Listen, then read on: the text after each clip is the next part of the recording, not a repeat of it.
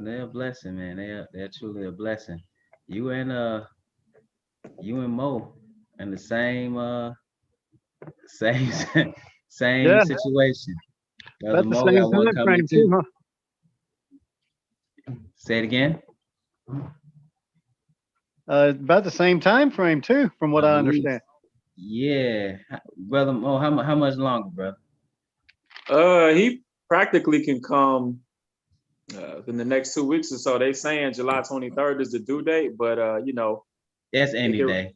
exactly, yeah. She about ready to pop now, so Wow. Praise the Lord. Praise the Lord. yeah. Yeah. He healthy, man. He You he kicking, remind huh? me of Peace, myself everyone. a lot. Yeah, kicking and punching. Peace, brothers. I'm Kicking and saying, you see punching. that hand, it look like their hand look like the stomach is made out of elastic and they you can almost see the fingers. Right, I'm like, oh my exactly. goodness. I was like, oh, Something that was the interesting elbow though. right there. Something interesting he do though. I noticed like when I hold him, he'll just kind of like cradle and go to sleep. Yeah. Yeah, pretty Yeah, interesting when you do you that. definitely can make that connection with the child while it's still in the womb. Yeah, It's good to play music, put the earphone, get the extra wide earphones and put Mhm. put them there and listen to the word, you I say know. the Lord's Prayer to him every night though. You can connect with the child even in the womb, you know, Mhm. get things going then. So yeah, it's a beautiful thing, man. It's a beautiful thing. It's a blessing. Yes, sir. Yeah, peace, brother Elber. How you doing, brother? I'm good, sir. How you fellas doing? Brother, and y'all Doing well. good? Good. Good, bro. Good. Doing well. You look distinguished, man, with that beard, man. I know it's You look very distinguished, brother. look, that means old, right? No, that means distinguished. That don't mean old. Okay. You see, you can look old and not distinguished. It's getting bigger. The No, it's a gray distinguished spread. look, huh? Yeah, it's spreading. It's getting more and more. It's coming on around the corner. Yeah, It's gonna but all be gray in a year. you think so? Yeah, probably. Look, man, I'm getting. Look at that. That's why I see y'all with all the braids and the dreads, and I'm looking up here. I got empty spaces up in here. I'm good with it though. I'm good. Yeah, that just means you got some wisdom, Yeah. you know. That's My all hair's that. relaxed now. It ain't Say fighting for again. space. My hair's a little relaxed now because it's not fighting for space no more. So it's just laying down. Yeah. Yeah. That's all that means, though. Yeah. Peace to you, brother Willie. How you doing, brother? I'm well, man. I'm enjoying you guys, man. Y'all funny. Y'all funny. Peace to y'all. And brother Mo and brother Joe, congrats on you guys, man. I hope everything goes well. God bless. Peace, God everybody bless. else. Thanks, bro. Yes, thank you. It's definitely been a prayer for everything to go without a hitch. Yes, sir. Well, No complications. yeah. Yeah, man. That life, man. Something else, man. You think I'm responsible for this?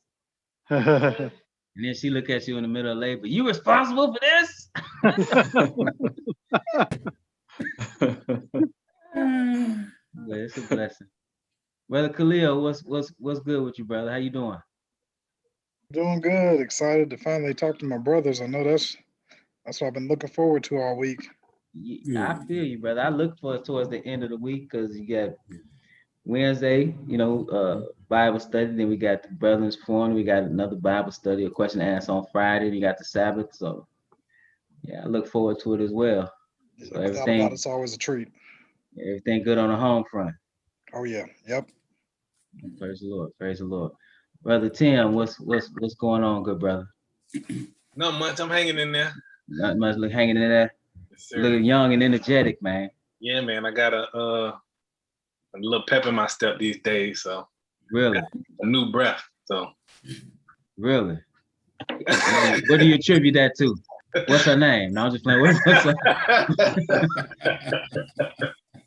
I'm kind of joking.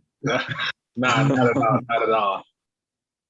I'm actually enjoying the time that I have to myself as opposed to when I was involved, that I actually got the space to learn myself, and spend more time with myself. So I'm actually really enjoying that because I'm finding out things about me that I didn't know before.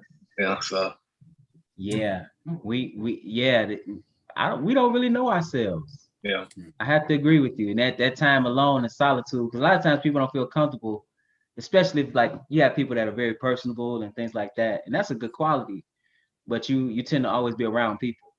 Right. But if you're somewhat introverted, like I'm introverted to the large degree. Like so like, you kind of see yourself, and what you are, and you can kind of do a self-examination of your personality and things like that. That's good. And when you're by yourself, that is a type of freedom because you don't have anybody you have to compromise and negotiate with over things that you want.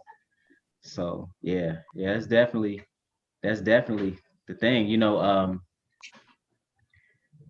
Thoreau, when the philosopher Thoreau, when he was in Walden, he went in a cabin and he was talking about being self-sufficient and he lived on his own for a long period of time. And that was one of the things that he was dealing with is the self-sufficiency is not just being able to grow your own food, or to get where you need to go instead of paying for, transportation, walking and doing different things like that. It's do you need somebody else to be dependent on? Can you be dependent upon yourself for entertainment, for company? Like the company is you. It was really, when you think about it, it's kind of like, man, because most people that self-examination, it'll cause you to look at yourself and the flaws that you have, and a lot of people don't want to do that. So yeah, to say you finding out things about yourself and you're smiling, that's good. That's a blessing. That's a blessing. Brother Isaiah, what's going on, brother? Oh, I'm good. All praise to the Most High. Glad to hear you, Brother, brothers. You at work, You hear me? brother? Yeah. Okay. Work as usual. Picking cotton. Picking cotton. You're far from picking cotton, brother. You're far from picking cotton. What was the staple crop on the island? It was cotton, sugar cane, then the last thing was banana, but I think Dole and Chiquita destroyed it in the World Cup because Britain was protecting it. And Britain was protecting it? Yeah, we had 4 islands that was producing banana at a small scale, right? But it was enough to send it to school and all that stuff. So those guys say when Britain joined the EU officially, Dole them went to the World Court and say no, you can't protect them anymore. Yeah. So we couldn't compete with these guys. It's either sell out for low price, and we couldn't compete. So a lot of guys grow weed. You said a lot of guys grow weed. Yeah, weed and tourism. There's a village in my country where most of the young men disappear. They disappear. Yeah. Why? When they go, because they will go out on the sea and sell weed. And those waters, the pirates, guys will rob you, kill you. So a lot of guys disappear. Yeah. So now I'm assuming marijuana is illegal there. Is it tolerated or is it totally illegal? Recently it's legal now. Right? They're growing it under the guise of medical marijuana. The Prime Minister legalized it. But they were trying to legalize it to get ahead of the game. But land, we don't have the amount of land to mass produce at an industrial scale, right? Right. So yeah, we had to grow it and say, well, it's organic or something like that. But tourism and just sea and sunshine we had to sell, right? And that leads to a lot of other problems too, right? Yeah. So yeah. I just use picking cotton as a term of walking. Oh, I know what it means, brother. I was just I know. Yeah, I was telling some of the brothers that, but I know. It's good. It's been a rough week, but keeping up, trying to keep on still. Oh yeah. Oh yeah. You can make it, brother. Yeah. You can make it. I do got something I want to share with y'all. I'd have to share with y'all offline though, but I think it's something y'all be excited to hear about. Okay. Yeah, we can definitely do that. Once we offline, because we're on YouTube right now and Zoom. But once we get off of YouTube, we can, unless we need to get off Zoom too and send pigeons, or how we gonna it's not top secret, is it? No. I mean, Oh, we can talk. okay. Yeah, no, we I can was talk gonna about it say, on Zoom. you get Morse code. Okay. All right. Cool. Yeah. Remind me at the end. What's up, brother? Anthony, how you doing, brother? Can you hear me? That brother might be working too. All right. Well, peace to you. Hopefully you can hear me. If not, still peace to you. What's up, brother Austin? What you eating, bro? Got some dried mangoes on deck. Dried mangoes, huh? Yes, sir. You did that yourself, or you bought them like that? Nah, I bought them. Oh, you bought them like that. That look like Costco. Yep. Mm-hmm. These are the ones that Brother Wayman had, I think. Wayman always up on something from Costco, man. If you want to know anything about Costco, ask Brother Wayman. He knows. That's the man. Yeah, I had mangoes today too. Not dried, but just in a smoothie, man. I'm on my smoothie kick, man. Oh, okay. I had a little mango. Yes, sir. Yep. Mango and spinach and apple and blueberries. And healthy. Huh? You're going healthy. You're going all healthy. I lost like 20 pounds, bro. Congrats. Oh, all right. That's good. Yeah, but I got a long way to go. Right. I've been running 2 miles a day. That's good. That's good. Walk/run. Walk/run. Nothing. You lost Hey, 20 pounds. I just started that too, man. Like a month ago. Gym 5 o'clock in the morning. Really? Yeah. Yeah. You gotta do it. You gotta do it. Nobody gonna do it for you. Nah, man. Nah, you gotta do it. I think Tim inspired me, man. I was watching Tim one day. He was talking his health stuff. I was like, man, Tim right, man. And Tim swole, man. He came with the baptism, man. He was, I just do this shape. I just do this shape. So yeah, he do the meal prep, he was saying. So yeah, it's all good. Good looking, Tim. For sure. Yeah. So I might have to call you, get some pointers when I get stuck. My line open. Oh, praise the Lord. I appreciate it. Yes, sir. Now who is iPhone? Who is this? This Brother Wayman here? It's different every time, I don't know. Brother iPhone, who is this? It's gotta be Wayman. That gotta be Brother Wayman. He gonna come on, it's gonna be an echo. Oh, it might not be. Hold on, might be Brother Josh. No, Josh will have his name up though. Yeah. Might be Brother Michael, might be Brother Josh. I don't know. But anyway, hopefully we'll find out. All right. So today's form I was gonna deal with, or wanted to deal with, running past you, brother. I sent y'all the text. Let's see. Let me go back to it. Brother Khalil, you just texted me something else, huh? Okay. Yeah, a story I found from a friend of mine in Ohio. Well, old friend. Yeah, I heard about that, about him forcing him to eat that pork. Well, yeah, I assume he was a Muslim. No. What was he? Israelite. Really? Yeah, so he it turns out he missed a optional practice in order to nurse his hurt shoulder, and as punishment they forced him to sit in the middle of the gym and eat a pepperoni pizza. Oh man, I smell a lawsuit. How old is this person? 17. Well, kid. Yeah.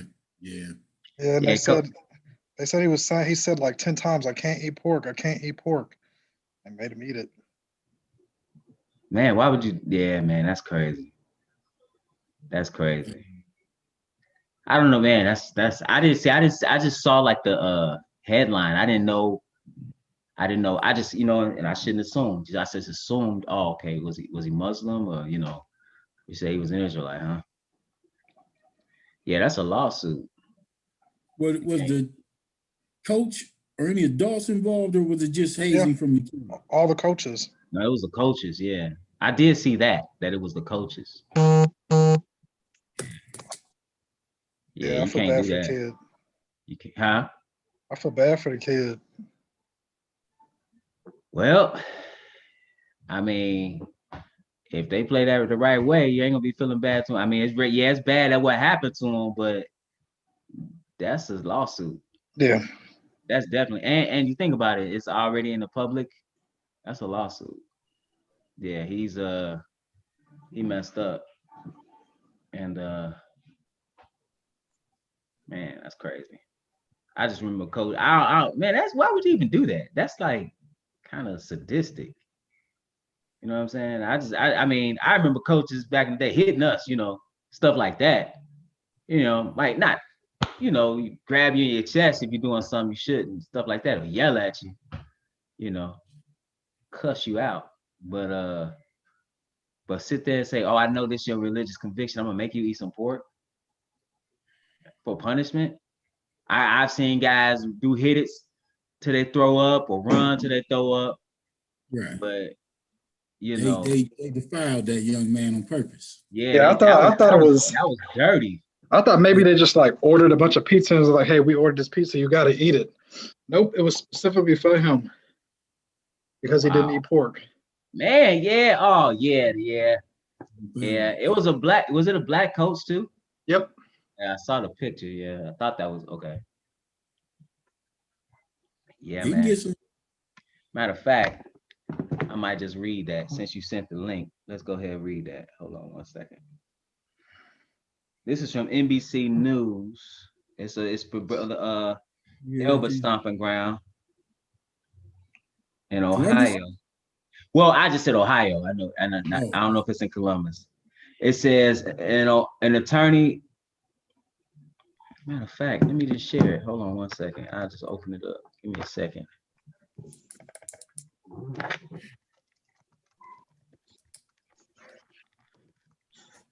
Yeah, if that's true, what they did, they in trouble.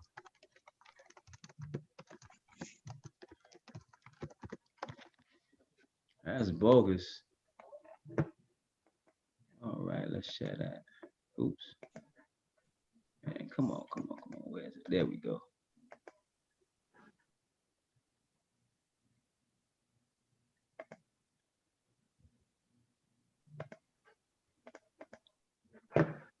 All right, your brother can see my screen, right? Yes, sir. Yes. Thank you, brother. Okay, so an attorney for an Ohio school football player who says coaches forced him to eat pork.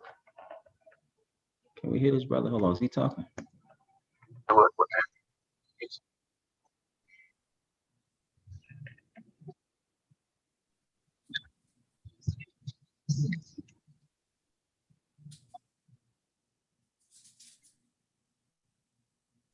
Ain't no school around here.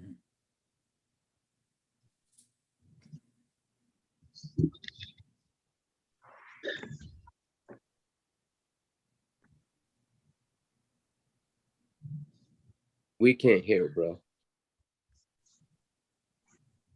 Can't hear it, brother? No.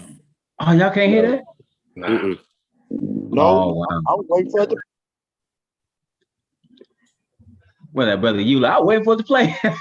Okay, so, man, maybe because it's, wow. I don't know why y'all can't hear it. Okay, I'm gonna try to play it on YouTube and see if it'll play on YouTube. Give me a second. Could be copyright or something. I don't know what's going on. I think I'll be up there trying to kill somebody. Coaches forced him to eat pork. They said he was of the Hebrew Israeli faith.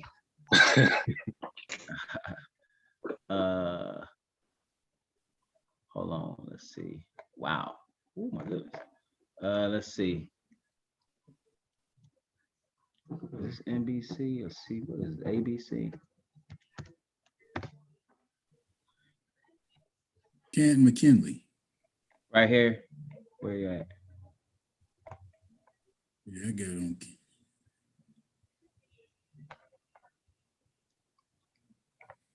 Man, what's going on? I was trying to find a major. Well, I just play this. Is this right here, brother?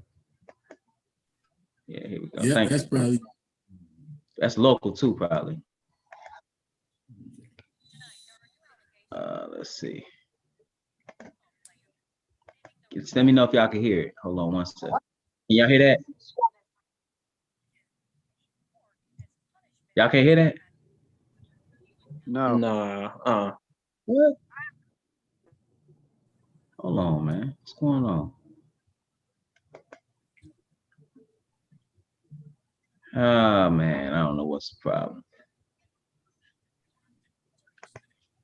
Y'all can hear that? No. Okay, well, guess, man, I had a bunch of videos to show. I guess I won't be showing those. That's funny. I won't be showing those today. Hold on.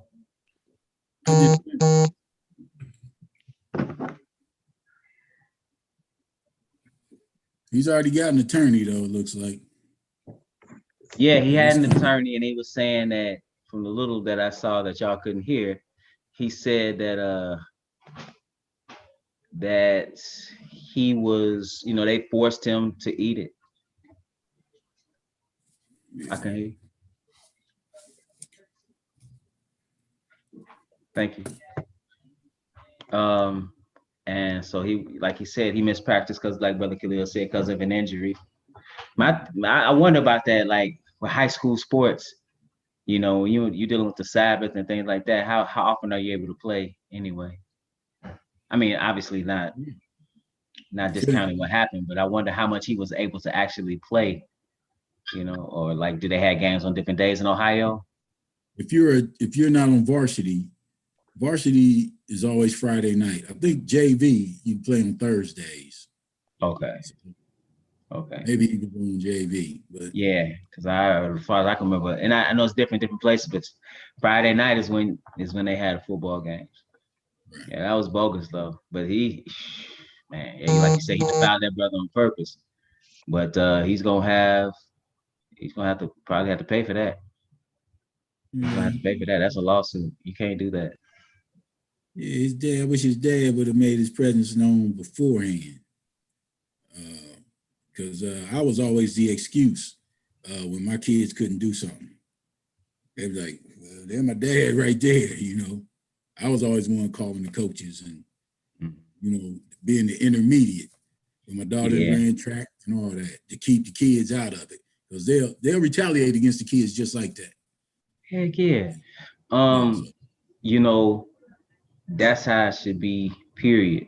Because what happens is, just seeing it so often, not with myself necessarily, but just just being in education, you see certain things, and what'll happen is sometimes the teacher will do something that is incorrect, okay, and the child will speak up, but the child doesn't understand the power dynamic. Right. So when you don't understand the power dynamic, because you're not on a level with an adult, you might think you are, but you're not. So when you snap off because something that has happened that's wrong, I'm just saying in general, not even in this case, but when you snap off, it then becomes not what the teacher did, but why you behaved in the way in which you did in response to what the teacher said. And so that becomes the issue, as opposed to what was the initial issue, which was the teacher may have done something that was incorrect. And so when it's parents, then that you got two people working on equal levels. Really, the parent having more autonomy because that's their child and they pay taxes. And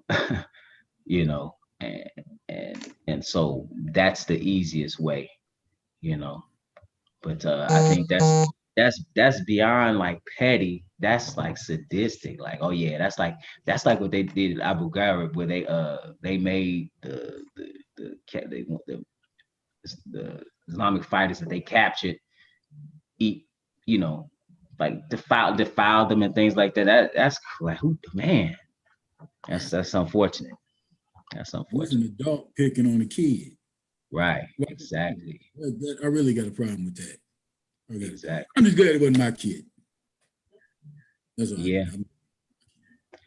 Cause yeah, if it had been mine, it'd been a serious problem. Serious problem. Yeah.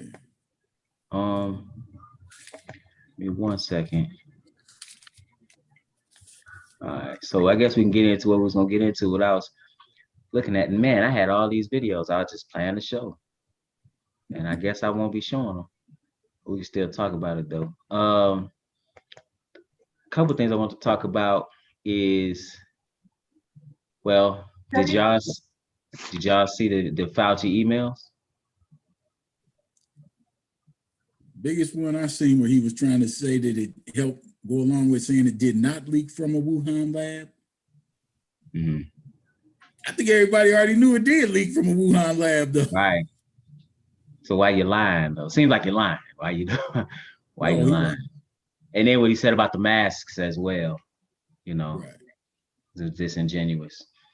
Right. I don't think anything's gonna happen to him though. Oh no. I don't think anything's gonna happen to him. Like the press the White House press secretary kind of came out and they kind of tried to brush it away, you know. Now he might step down, but he's doing damage control right now about it. But you know, it's funny. And it speaks to what's the problem with this whole idea. We're gonna fact check you, like we the authority on truth, because you fact checking a story now is in the mainstream. Like, hey, this is very viable that this did come out of a lab. It's a lab creation. That's very viable, you know. And so, but before you get snatched off of Facebook for even suggesting that. So what did they tell you? They all work together. All the powers work in unison. mm-hmm. It has to be that way because the press was a free press like it used to be, and they did real investigations. All this stuff will be told. But once the press joins, was it one group, Council of Foreign Relations? They got members of the press involved in that, and that's what they talked about, secret societies and stuff. Your pledges to that group and that other than the truth. Yeah. So that's So anyway. Yeah, you couldn't do the things that they do without the press. Right. You know, and they're in cahoots. One of the useless degrees I have, one of them is a degree in journalism, and I found that journalism today is a disgrace. You know, the intent, the purpose is to report the story as close to the truth based on the facts that you have, and allow people to make the decisions based on the information that you presented. You know, but everything is so biased. You know, everything is so biased, and it's not just, you have a political link. It's extremely biased to the point where, number one, you mischaracterize the truth. Number two, also, it's all about money. So whatever is going to be the story that's going to bring readers and money through advertisements, that's what you want, So it's really, the press is not functioning as it should, and that's very dangerous in a society like this. That's how, that's why you have a freedom of the press. You need freedom of the press in order for them to provide the information that the citizenry needs to make decisions. But when you cover up things and lie and don't report on things that are clearly there based on a political ideology, then that's detrimental to the society. Is that why they created that Smith-Mundt Act? Say again, brother. Is that to the Smith-Mundt Act. I think they created that so that the media of America could not propagate its own people. The Smith-Mundt Act. In I think 1948. 48, yeah. Right. And then I think it's reversed back in 2012. It was reversed. It was, you're right. So the question is, why'd you do that? Why'd you do that? Yeah. The propaganda wing of the government now. Huh? Exactly. Exactly. You agreed? I look at, oh, go ahead, brother.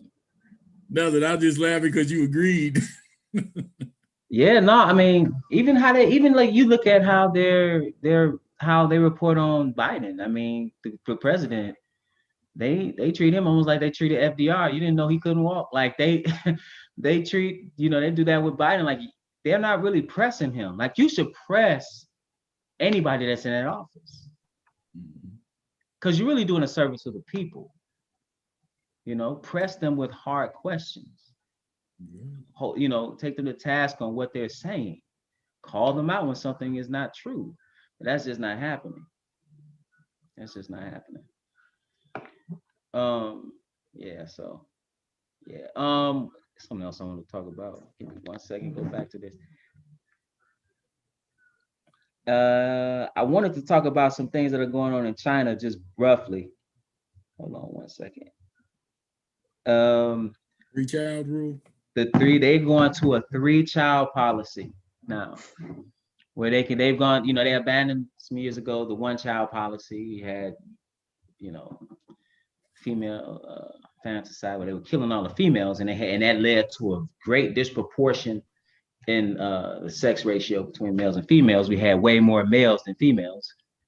Million, I think 20 million maybe. And so they went to 2, now they're at 3. So they want their people to keep having babies, to have because their numbers have dropped off also. Like their birth rate is going down. They also have a law, a 30-day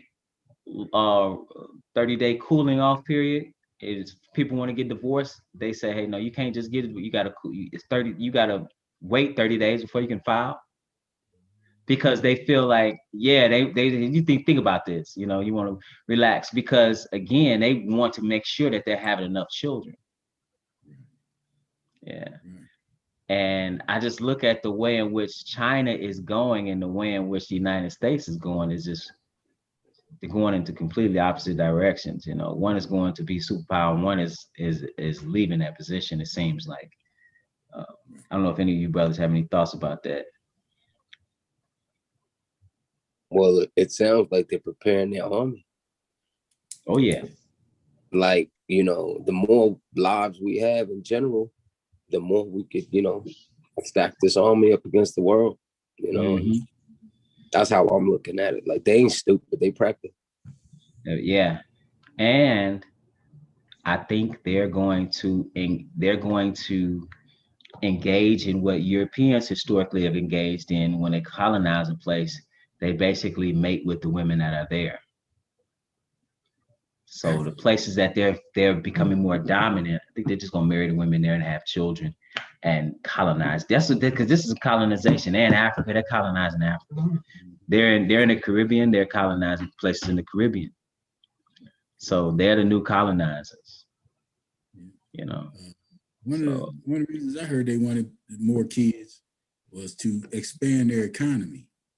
They said with it dying off, they can't, you need more and more people to keep buying and using land. Because that's one of the reasons they talked about immigration in the United States.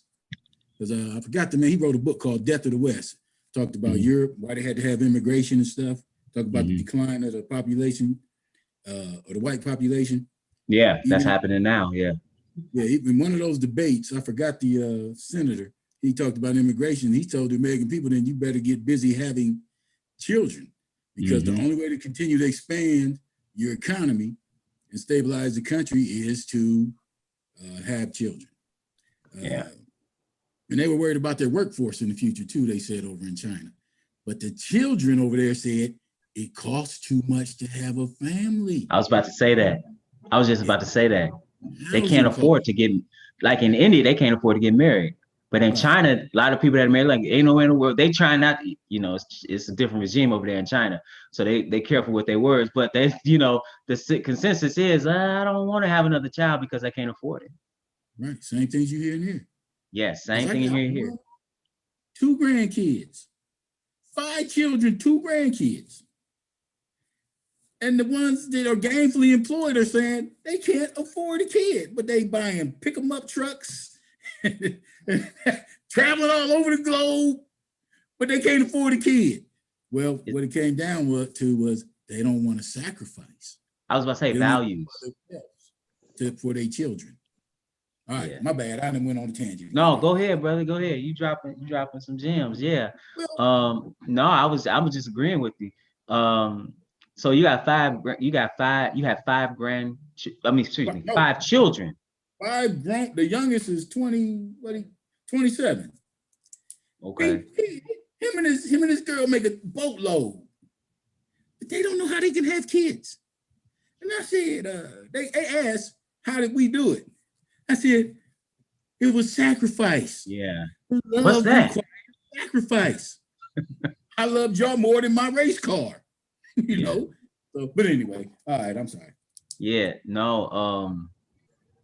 I think it's an issue of values, and we talked about, like, you know, social engineering in the past, like they're being social engineered to not value family. It's so much individualism.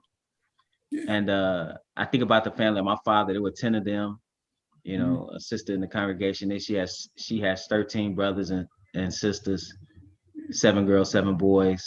Brother Wayman, if he on here, you can talk to him about how many kids he has. Like, so I'm saying the older generation, you know, they value family. You know, you see people making it and it being in a working class or even being poor. But today, they look at it like they can't afford it because in part there's no network of, say, like, there's no family in the household and then help outside of the household.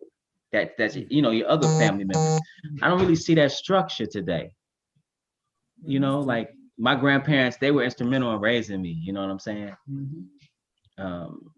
You know, I had uncles. I just, you know, you don't see the connections. Families aren't as close, but these young people, younger than your children, I think they're going to be priced out of everything. Yeah. Look how much housing costs today. Mm-hmm. You know, I think this generation that's here now is the first in American history that won't surpass their parents as far as standard of living. Yeah. So, you know, what does that mean for marriage and children? And then marriage is not valued. So you got to have, you know, before you get to kids, usually you want to have a marriage, but before you get to children, but they don't value marriage. It's not looked upon as the same. It's been such an attack on an institution. So you have 5 children, you should have like 15 grandkids. At least give me 4 grandkids. 4? No, you should have like, well, I mean, if this was, you know, a different time, you'd easily have 15. Easy. No, I think we got 20 something. My mom's probably got about 20 something. Something like that. I got 7 by myself. Yeah. That boy been working. that man been working. What you doing? I've been working. He gonna work till he die. Man. But hey, that's a beautiful thing, man. Like I was saying that earlier before you came on. That's been a desire of mine, you know, to have children, you know. But I'm only paying child support for 1. But I take care of that little run anyway, because actually child support is cheaper.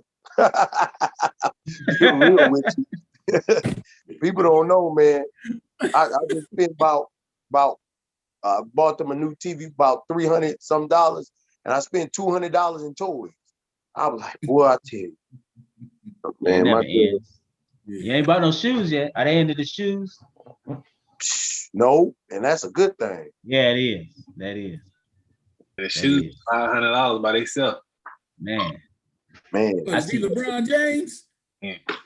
Man, my son wanted some Jordans. I said, when you can dunk, you can get some Jordans. Man. Did he get them? Or no, he just he get ain't get no Jordans. Oh, okay. Man. Hey, he like, I'm gonna learn to dunk. I can't afford that stuff no more. Nah, man. Nah. I've never owned a pair of Jordans. Never. Yeah. I tried that one time with my mother. She was like, yeah, I took her to the store. You know, we were just like, I needed some new shoes. I'm like, yeah, let me get these, you know, these Jordans. That's when only 3 pairs used to come out. I'm like, yeah, let me get 3 different colors. Yeah, let me get, yeah. She was like, well, how much are they? I'm like, you know, she looked at that price. She's like, boy, I go to work every day. I don't have $100 shoes. You get $40. So I'm like, man. So you walk around with some Avias. You build tough skin, though. Build tough skin. So after I started working, I'm like, man, this money's too hard to come by to buy Jordans. Man, for real. I got me some nice I like the little simple shoes, like some Adidas. All my shoes black though. I don't like none with color. I don't like white and big, bright. They got pink shoes now, but I never get them. Never. They got pink man shoes, shirts, all that, man. I said, man, I never get that stuff. Never. And I ain't saying I wouldn't bother with nobody. I ain't saying nothing wrong with it. But for me, pink was always for the girls. Pink, purple, all them colors, man. Yeah, they make some of the shoes I've seen the kids with a lot of vibrant colors. But pink shoes, yeah, you can keep that. I'm good on that. I don't really wear sneakers like that anyway. But yeah, definitely wouldn't be pink. Definitely wouldn't be pink. They can keep that. So you got some pink shoes on with some skinny jeans. Right. That's what you're 125 pounds and 6 feet 2 inches tall. They even got the skinny jeans short. I go to buy me some Levi's and try them on. I get them a size. I'm like, man, what's wrong with these jeans, man? Then I try to all of them in the store like that. So I gotta, man, my wife was like, he's jumping, trying to put them on. I couldn't get them on, man. They wouldn't fit right. I'm like, man, what no? I said, what's wrong with y'all jeans, man? These slim or something? Slim? Oh man, no, this is new style. I had to order mine from the Levi's store. I had to get the old school. They cheaper now. Yeah, everything Slim Shady. Now everything is everything. The suits, you know, you pick a suit up off the rack, you got to make sure, you know, that it's not slim. Right. You know, modern. It's a modern fit, you know. Modern fit where they can see everything. I'm like, man, what is going on with these? Who made this? I call them, you got to get the Steve Harvey suit. That's what I call them. You know, the baggy ones. I ain't wearing no baggy suit, man, with the shoulder pads. It's 2021. I gotta have room. I gotta be able to go. Yeah, but the buttons don't pop off. Yeah, I don't know, man. I just like a classic, basics, a classic suit. You know what I'm saying? Cause even that was like, you know, them bright colors with the big baggies and big shoulder pads. I'm good on that.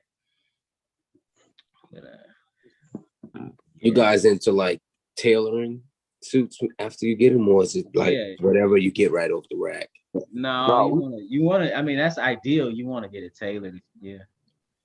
Man, ain't that's kind of high? I ain't never. That ain't cheap. A tailor-made suit.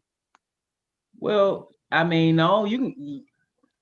I mean, suits are expensive, but what he's talking about, you can buy it off the rack and then get it tailored to fit, like they'll hem it and take it in. Okay. But you can get them tailor-made, and that does cost. You can go pick out the fabric. Yeah, if you got it like that, you can do that. Once you get a suit, you good though. You ain't got to get another one.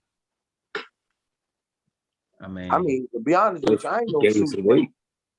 I probably own maybe 2 or 3 suits my whole life.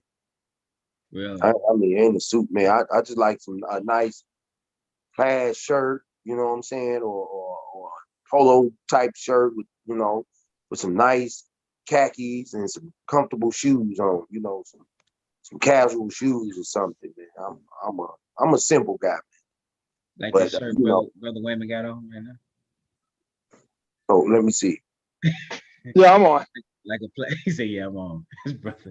Nah, he was saying plaid. I'm like the brother, like the shirt that brother Yeah, like that. Wayman got on. Yeah, that I like. Look, I got. Let me see. Hold on. Like, don't hurt him with the wardrobe. Oh, man, you know, this man, you know, just a little simple boy. You know what I'm saying? You know, I like that stuff, man. You know, comfortable. You know, it's by George. I get a lot of the George stuff, man. They make some good stuff. You know, I'm a simple guy. I ain't got that big money like y'all do. You must be talking about y'all. That's talking about me. You know you big money, man. Ooh. I know you don't act like it, but I know you big. Nah, bro. I don't know. I no hablo Spanish. I don't know English. I don't know what this brother. I don't know. We be the ones that don't look like you got money. I know there's one guy. He be around here. He just a simple guy, but he rich. He rich, but he don't. You know, most how it people. usually goes. That's how you're supposed to move when you're rich. Huh? That's how you're supposed to move when you're rich. Yeah. I don't know about. I ain't saw him in years. Yeah, that's how it should be. But those kind of riches don't really count very much, though, monetarily. You say it doesn't count? Yeah, monetarily, yeah. The dollars, those kind of riches with dollars and cents are not as important as the riches that we should be seeking. So you're talking about somebody having some money and nobody knows they have a lot of money. It's like that's not something you should be striving for. And it's certainly, if you have it, you don't want to be flashing and wearing a bunch of jewelry and stuff, but you become a target. Right. But you know, I'm gonna get back to Elijah. You mentioned Chinese were increasing their family count by 1. And I thought about the fulfillment of the 200,000 coming from the east. East, yeah, in Revelation. Yeah. It would seem as if you have a 200 million man army, for certain that China is involved in that. Yeah, right. Brady, yeah, and they're gonna fight the Eastern powers. Yeah, I mean, you're gonna see two poles rise. When I say two poles, I mean like two polar opposites. You're gonna see the East rise, and you're also going to see the rise of the West. The West in with the European Union, and the East with Russia, China, and her allies. That's what you're going to see. So I mean, everything's really, many things are falling into place in regard to that that power coming up. Give me 1 second.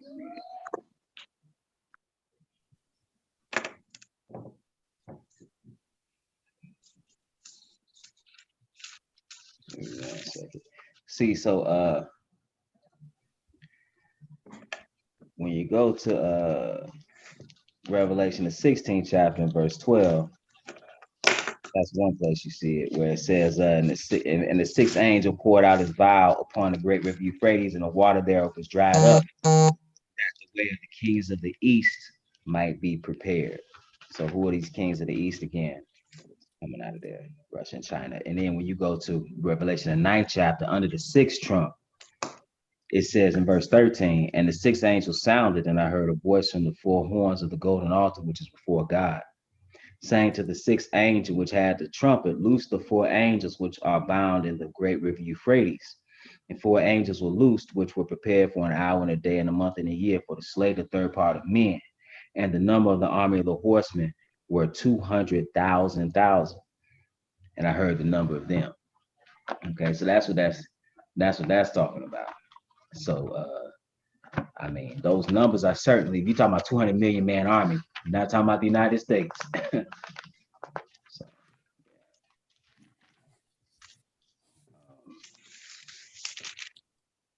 That's when you read in other places how this army is going to go. You read Zechariah 14th chapter and verse 1.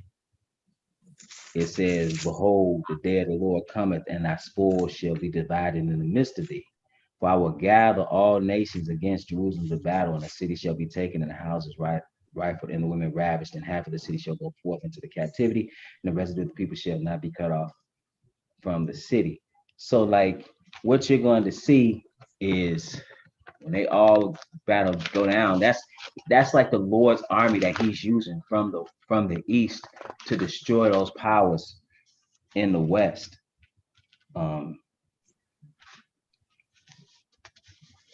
That's what's gonna happen before, right before he returns. What else do I want to talk about? And you see China, like you said, getting ready to put themselves in a position to be that superpower. Even we talked about that the other day about them having or preaching or teaching masculinity, and amongst their young boys and like their gym classes and things.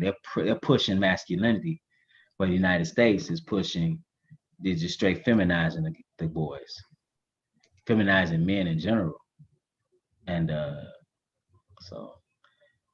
that's another thing that came up when I was looking at some things. Anybody see the Dwayne Wade Gabrielle Union interview? Brother Austin, you shaking your head. Yeah, I see it. You saw it. I was gonna show it to you. It's like 2 minutes, but I guess I don't know if I can show it on YouTube on here. But it was just simply like him. You remember what he said? Like, speak up a little bit because you kind of low. He said that he doesn't like believe in. He didn't say this verbatim, but he was saying that he doesn't like run his house or something like that, and that he doesn't believe in like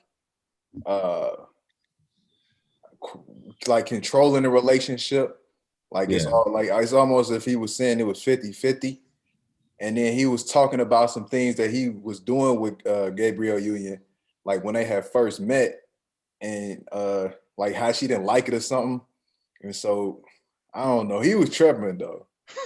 I was just looking at the part where he was saying that he's not the head of his house. Yeah, that's retarded. That's why his son tripping. I was just thinking about that, man. I was like, man, how much is this worth? This man's worth 170 million, some ridiculous amount of money. You could just get another Gabrielle Union. You could just get another one. Why? That don't make no sense to me. He's tripping. Yeah, I just look at that, and that's like he's saying that if you think about it, right? All right, I can say it. He's not a teacher. Right? He's not working at the post office. He's not a construction worker. He's not a factory worker. He's not even a plastic surgeon. This man is one of the greatest NBA players to ever play and worth well over almost $200 million. And he's saying he's not the head of his household. It just shows you where we're at in regard to male-female relationships. To me, it's just like, if this man can't be the head. What's that, brother? Like Esther all over. Like Esther? The book in the beginning with her horse race. Oh, Esther. Oh, yeah. I'm not going Vashti. I'm not going to see him. It's like, huh? How could you? Yeah, man, Y'all should have knew that about him anyway when he had the pink hair and the gold hair. And he let his son wear a tutu. Y'all should have knew that right then. Oh, my wife's looking at me. I'm getting trolled again. My son wear a tutu. I'm gonna burn it in the fireplace like when he had his drawers hanging off his butt. I took them off and threw them in the fireplace right then. No tutus, no bag, no underwear showing, no pink hair. Hey, sooner or later, they're gonna have grown man onesies. What'd you say, brother? But sooner or later, they're gonna have grown man onesies. It's gonna snap in the middle, huh? 3 little snaps. Right. That's already The little here. baby Grown, one. grown men onesies is already here. Oh, wait, I you just talking about don't the know shorts? about What you talking about, Brother Khalil? Grown men, like they call them rompers. Yeah, well, yeah, with the shorts, yeah, Yeah. yeah. He's right, actually, yeah. But a onesie is like, that's a romper ridiculous too, man. I'm just saying, but yeah, onesie. But brother, it's like people act as if people are being born one way when in actuality you have to tell your sons what's appropriate for him. And you have to tell your girls what's appropriate for them. You know what I mean? Like it act like, oh, I'm just letting them play with. You got a son, you're gonna let him play with My Pony. No, that's not for boys. I mean, he was, and more like he gonna do. Oh, okay, I didn't know. Right. Or if you're around females all the time, like I heard this sister talking about how her son is around her and her other daughter all the time, and he's starting to pick up their traits. And there's no man around, and how she can't raise a boy by herself. So, man, when I say the stuff, it really, a lot of this is just unfortunate. It's just unfortunate, bro. One of my big concerns, when I do start having kids, is that obviously in our society is progressing towards a certain way of femininity, and being raised in the truth. I wonder how bad of a point is this going to get to, like, oh, you still wear jeans and you don't call yourself them and they, you still call yourself him and her. What's wrong with you? Why? What's wrong with you? What's wrong with your family? You guys are weird. You guys are a lot of this, that, and the other. And I'm like, I wonder, like, how bad is it going to get in the future? That's always what crosses my mind. Like, granted, it's not great. Wasn't it like I grew up from, like, I was born in '92, so it wasn't too bad for me, right? When I was a kid, they just about the boys and boys, just play outside and stuff. Things didn't really start getting odd for me until 2012 is when things started to get, like, progressively interesting. I'll say. And I know for my kids, it's not going to be anything like that. It's going to be far worse for them. Yeah, it's a different time.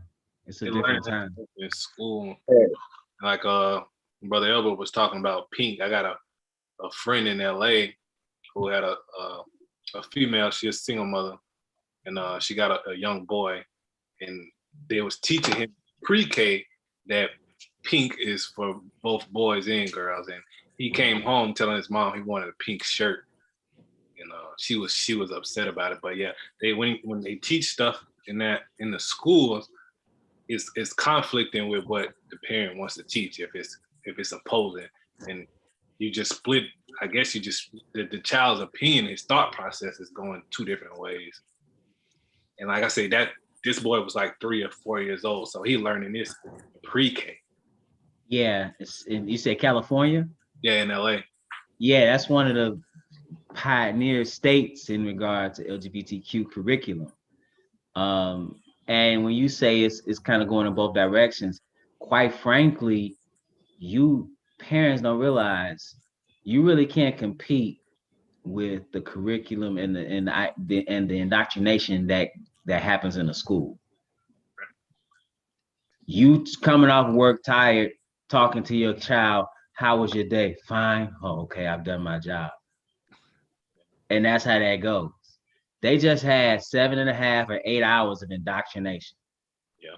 Indoctrination from the curriculum of the school, indoctrination from the curriculum of the students. The students have their own curriculum. They're teaching too. They're teaching a set of values. And oftentimes those values are antithetical to all that is right. So you can't really compete with that. And kid, you have to be, unless you're a kid that is very resilient, because a lot of people are just followers. They want to fit in. They want to be accepted. And so if everything is teaching you that something is right, and you're the opposite of that, you're the eyeball out. Nobody wants to be the eyeball out, especially especially like in school. And the older they get, seems like the more insecure.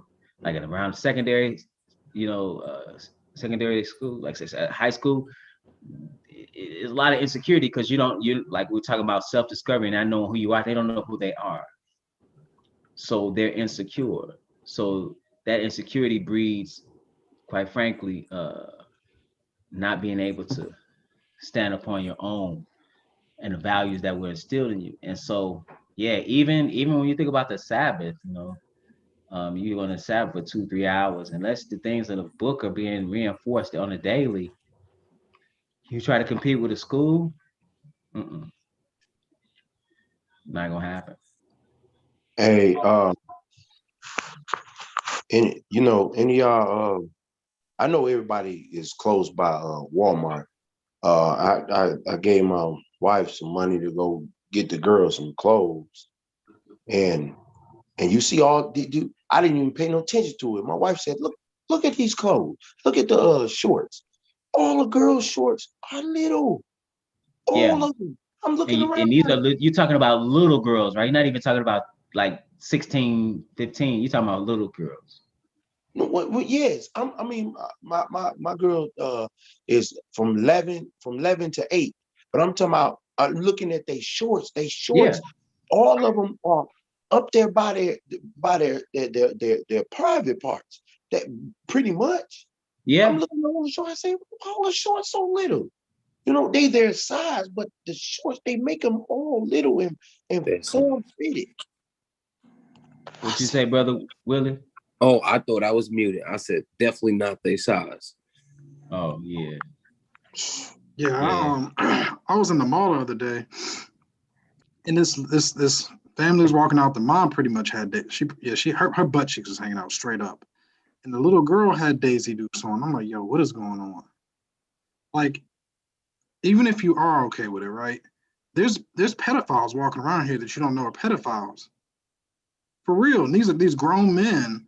You know, it's not like you can say, oh, you're looking at my daughter and I know you're thinking about her in a nasty way. No, you can't read people's minds. So you're walking around, you can say, you know, people shouldn't be sexualized by kids all you want, but stop nobody. You want to be alarmed, do a sexual predator search in your area. And you'll see just how many sexual predators you are surrounded by. What was you saying, Brother Austin? I said, did y'all see what Monique said? The actor from yeah. You talking about the bonnets? Yeah. She was talking about they tried to cancel her or something like that. Yeah, I saw it. I didn't see what she said. I just heard about it. Let me say that. What were your thoughts on that? She said that they just need to come out the house a little bit better. She said what made her talk about the situations, what she saw at the airport or something like that. And she said that they just need to do a little bit better with what they're doing. And I thought that it was good to hear another woman say that. Yeah. It's not a lot of women that is willing to tell them about themselves. So Monique has been on the up and up for a while. She said, I think it was a few years ago, that women shouldn't be the leads of the household. The men should. She said, if you follow your man, if you follow a good man, you'll be straight. That's what she said? Yeah, Monique said that. I didn't even know that. She got makeup for that movie. She gives a lot of credit for her growth to her husband. She gives a lot of credit to her husband. Yeah. No, that's right and exact what she's saying. I mean, that's biblical principles. The head of the woman is the man. He's the head of the household. So that's she's right and exact in saying that. And she's saying something, and quite frankly, what she's talking about is something I wanted to talk about too, but I didn't know really how to put it. So I didn't even mention it. But how, like, we're at the point now where nobody will receive correction. Like, you can't even say anything, despite your position, despite you being an elder, despite you having some wisdom.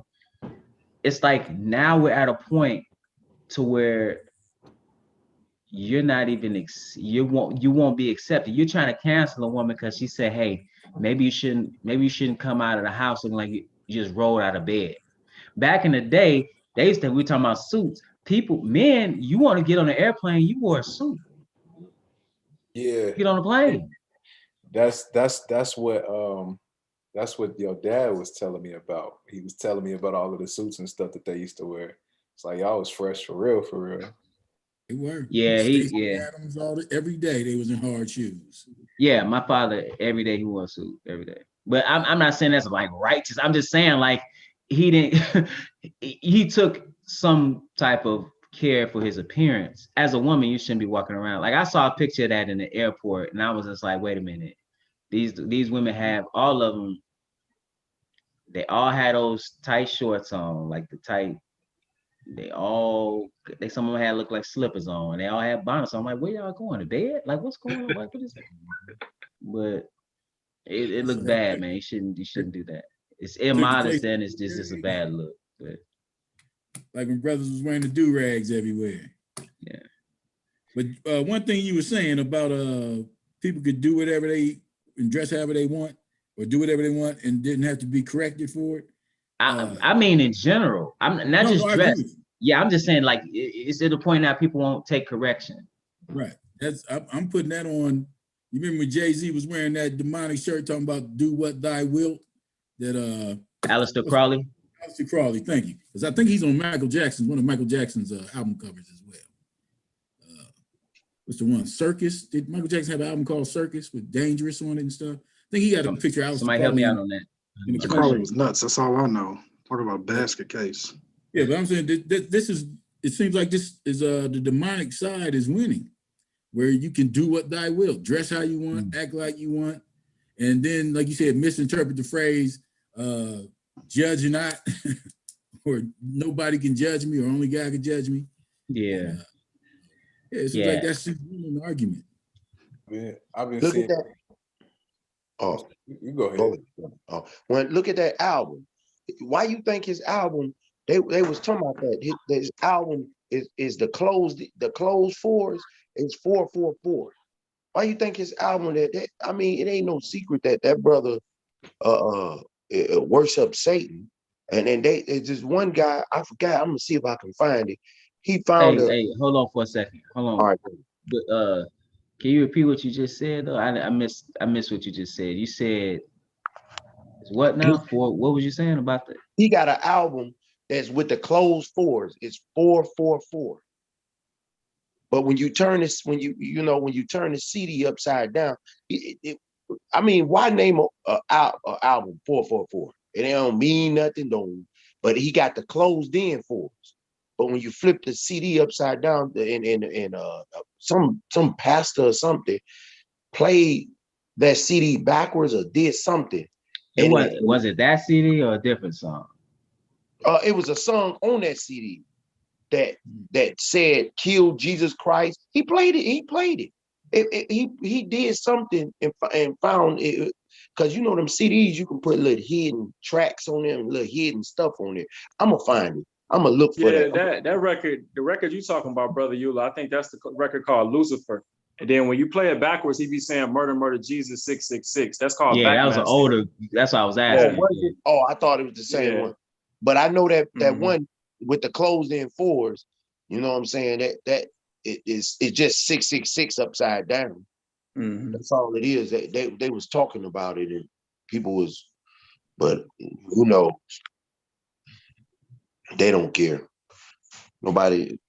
Yeah, I know there's certain things that are certain messages like that. I know that do us that will to clearly where he got that from, and yeah, you see the symbolism in a lot of the music. I mean, that was you see you see images of the Baphomet and different things like that in the music in general. Yeah. Brother Austin, were you saying something? Yeah, I was gonna say that I've been seeing people online on YouTube talking about how like what's happening now is similar to what happened in civilizations as they were coming to an end. And so that's what I think about, like all the disorder and stuff. It just points to the time, to the destruction. Civilizations, empires that are coming to an end, certain things that happen, like you see with what's happening with the female male dynamic. Yeah, that even if you look at you can look at the economy, You know, you can look at every time you have a fiat currency, it fails. You can look at the debauchery, the moral decay that leads to the fall of an empire. There are several things that you can look at. You know, even empires when they're about to end, they build walls. You know what I mean? They do that. So like it's certain things that do take place. And so definitely America's, I mean, the recipe that's being, I mean, the things that are going on right now is clear that it's contrary to common sense. So you're just gonna print money? You're not gonna produce, you're just gonna print money. You're gonna effeminize your males. You have subpar education. Your borders are wide open and you have a crumbling infrastructure. You know, so these are the things that you know, will lead to your downfall. So it seems to be necessary to destroy the system that's in place. Meaning like they're talking about resetting society. The global reset, or you talking about great reset thing? Or even just like the United States, the way that it seems like they're spending themselves so it will blow up. So they will be able to redistribute everything and start a new something else. Yeah, exactly. Yeah, this is one of the last bastions of some sort of freedom. There's not really, I know we talk a lot about this country, what's going on here. You know, this is not me being an advocate for the United States, but look around in different countries. I was talking about China. You're not free in China. You look around a lot of places in the world, you're really not, you don't really have freedom. Now, I'm not saying Black people haven't enjoyed that freedom per se, wholesale. What I'm saying is that those principles, we have freedom of religion, freedom of the press, freedom of speech, right to bear arms. You don't have that in a lot of places. You simply don't. And this is one of the last bastions of that. So, because having this conversation wouldn't be allowed in a lot of right. countries. Oh no, not at all, not at all. With all of its flaws, Right. America has a lot of flaws. So just like any other country. Say, China, China, I think they a communist country or something like that. Communism with a dash of capitalism. I think it was Mao who said, it doesn't matter the color of the cat as long as it catches the mouse. So they use capitalism when it's convenient, but it's supposed to be, you know, communist. Yeah, but I'm surprised you brothers didn't say more on the gender roles. What's that? Oh yeah. Like the stay-at-home dads, does that bother any of you guys? That was the ultimate question. What, as far as gender roles, what do you see, and what do you think the overall effect would be? If we can start there. What do you see? You see stay-at-home dads? Is that what you just said, bro? Well, right? I brought that up because around here, things are looking a lot different than when I was younger. The dads don't go outside and throw the ball with their kids anymore. We got a couple boys that wear a dress outside. Wait, say that again, brother. I can't hear you. I know, I'm with you. Oh, okay. There's a middle school guy down Dingy Street that wears a dress. But he does change when he goes to ride his bike. But there ain't nothing to see him with barrettes in his head and wearing a wedding dress in his front yard. A wedding dress? Yeah, man, he got a whole array of them. Dude told me one time he had a nice royal blue dress on. So I'm watching stay-at-home dads that don't work in the yard. And wait, brother, is this the son or the father? Oh, this is the son. Oh, the okay. Father don't say anything to him. But the dads are different than I remember too now. Because they don't hardly cut the grass anymore, or the wives cut the grass. But yeah, okay. But I just wonder if I'm the only one noticing this, because my last job, they threw after I left, they broke that whole group of, it was a bunch of guys like me. They broke them up. Couldn't work together anymore. Yeah, they really broke them guys up. And well, that's what I did. There's no more there's nowhere for me to go drink coffee and discuss things like I used to, kind of like what I'm doing with you guys, without getting in trouble, you know. So anyway, that's what I was wondering. Does it bother any of you guys? I think we'll go. Who wants to respond to the brother? Me, far as me, I mean, it bothered me. I you know, I had a neighbor that was next door. She out there cutting the yard. He in there playing a video game, and you know, I kind of my wife had told me something. I kind of you know, heard them talking out, and it just came. You know, I didn't supposed to say anything, but I mean, I didn't try to. It just came out because it bothers me. This woman out here hustling, she this and that, you know, Gentile brother and sister, and and he sitting in there. I said, man, I just, you know, I go to work every day, bust my tail, and it, you know, I don't know, maybe it shouldn't, but it bothers me to see a man sitting in there while his wife out here taking care of the yard and doing this. You sitting there playing video games, and then in one other case, this brother sitting at home ain't doing nothing. This woman pregnant, out working 2 jobs. Mm-hmm. She came home. He got the nerve to go off on me. You should have had this and should have. Boy, I wanted to say something. I was like, boy, you. And then on top of that, with some other little young man, boy, he had his nerve, boy. And I just, you know, I had to know that wasn't in my place, wasn't my business. But man, yeah, it bothers me bad. For me, it depends.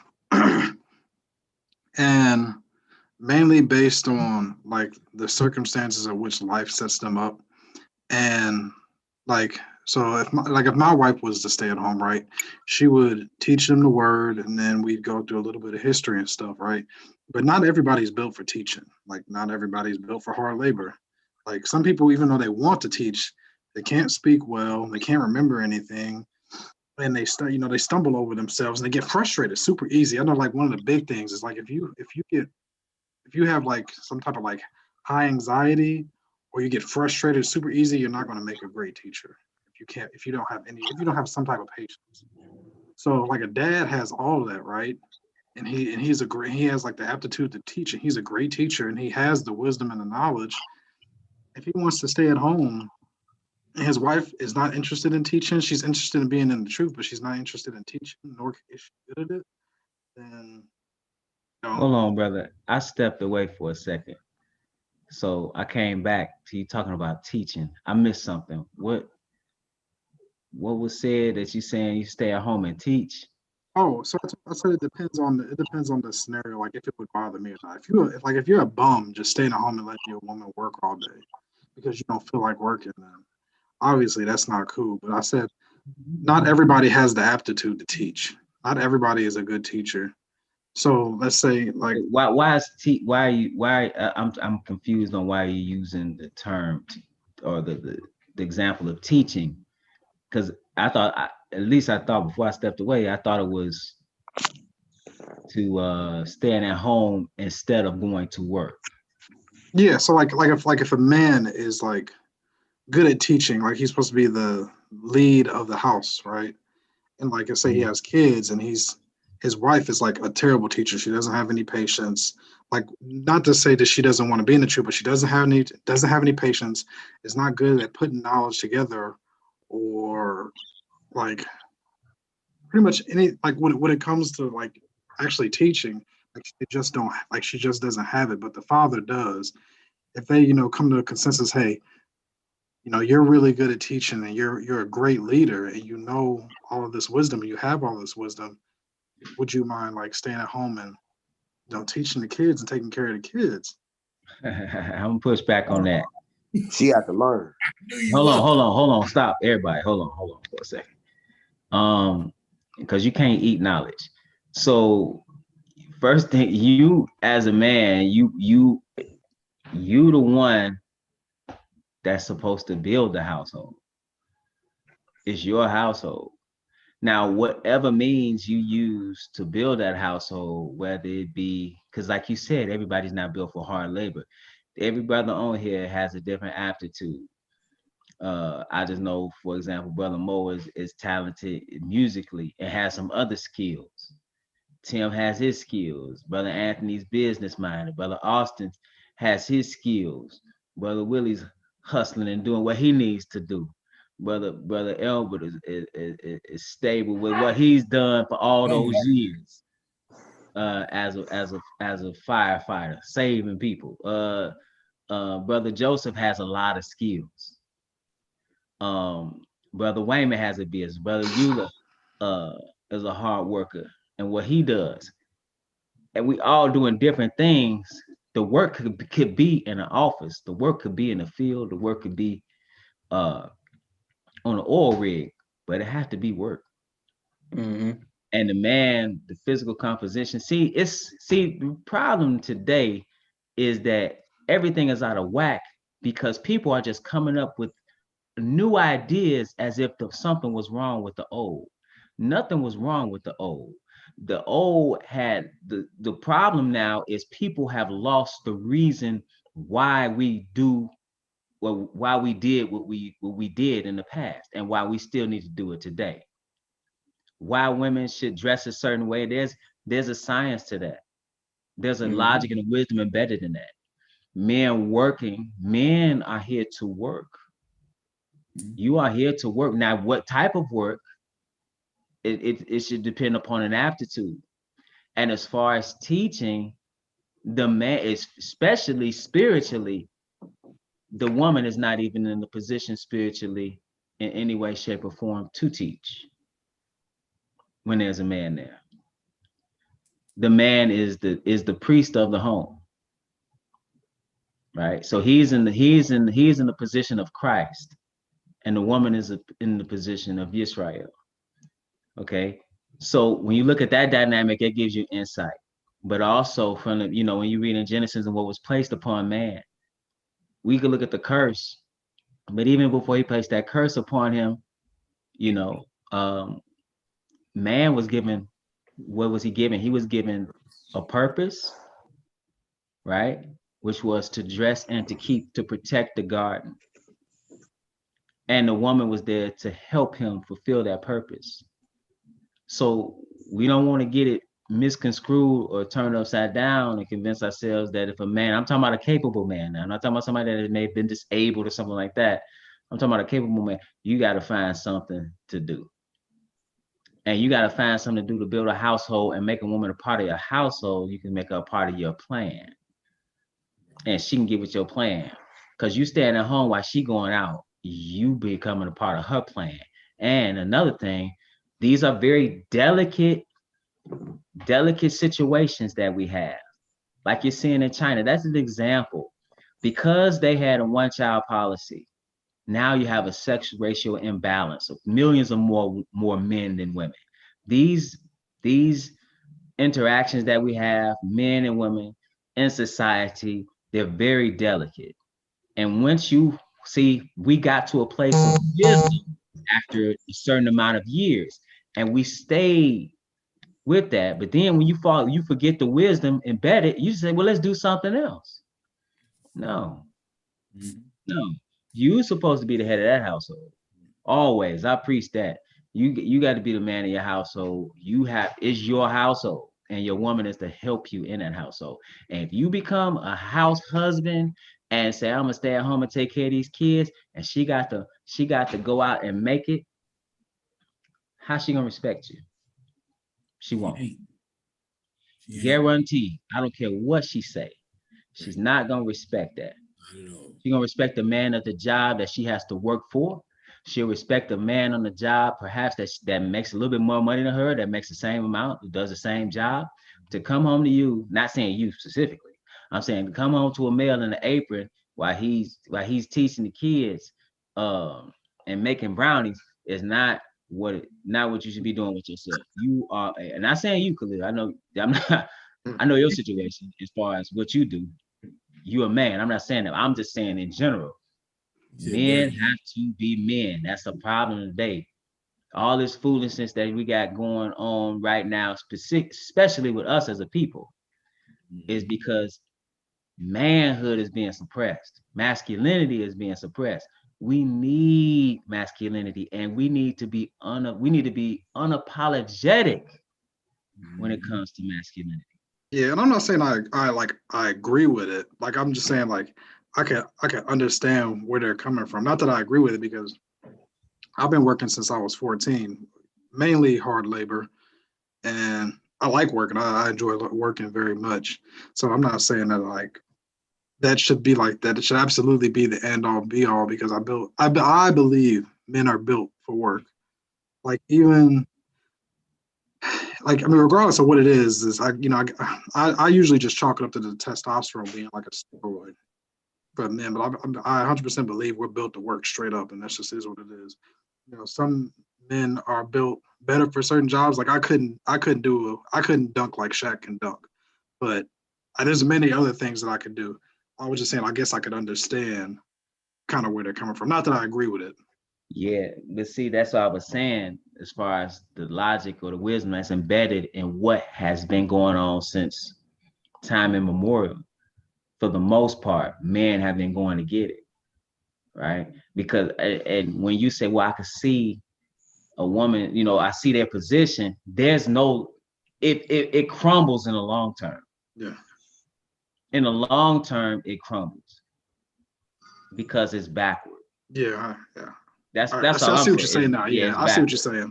So yeah, they'll come up with some new logic, but it's not logical. It's new, but it's not really logical. Ends up being what like I'm a temporary talking about fix. is based upon what God set up. So you know that is wisdom there. That's all I was saying.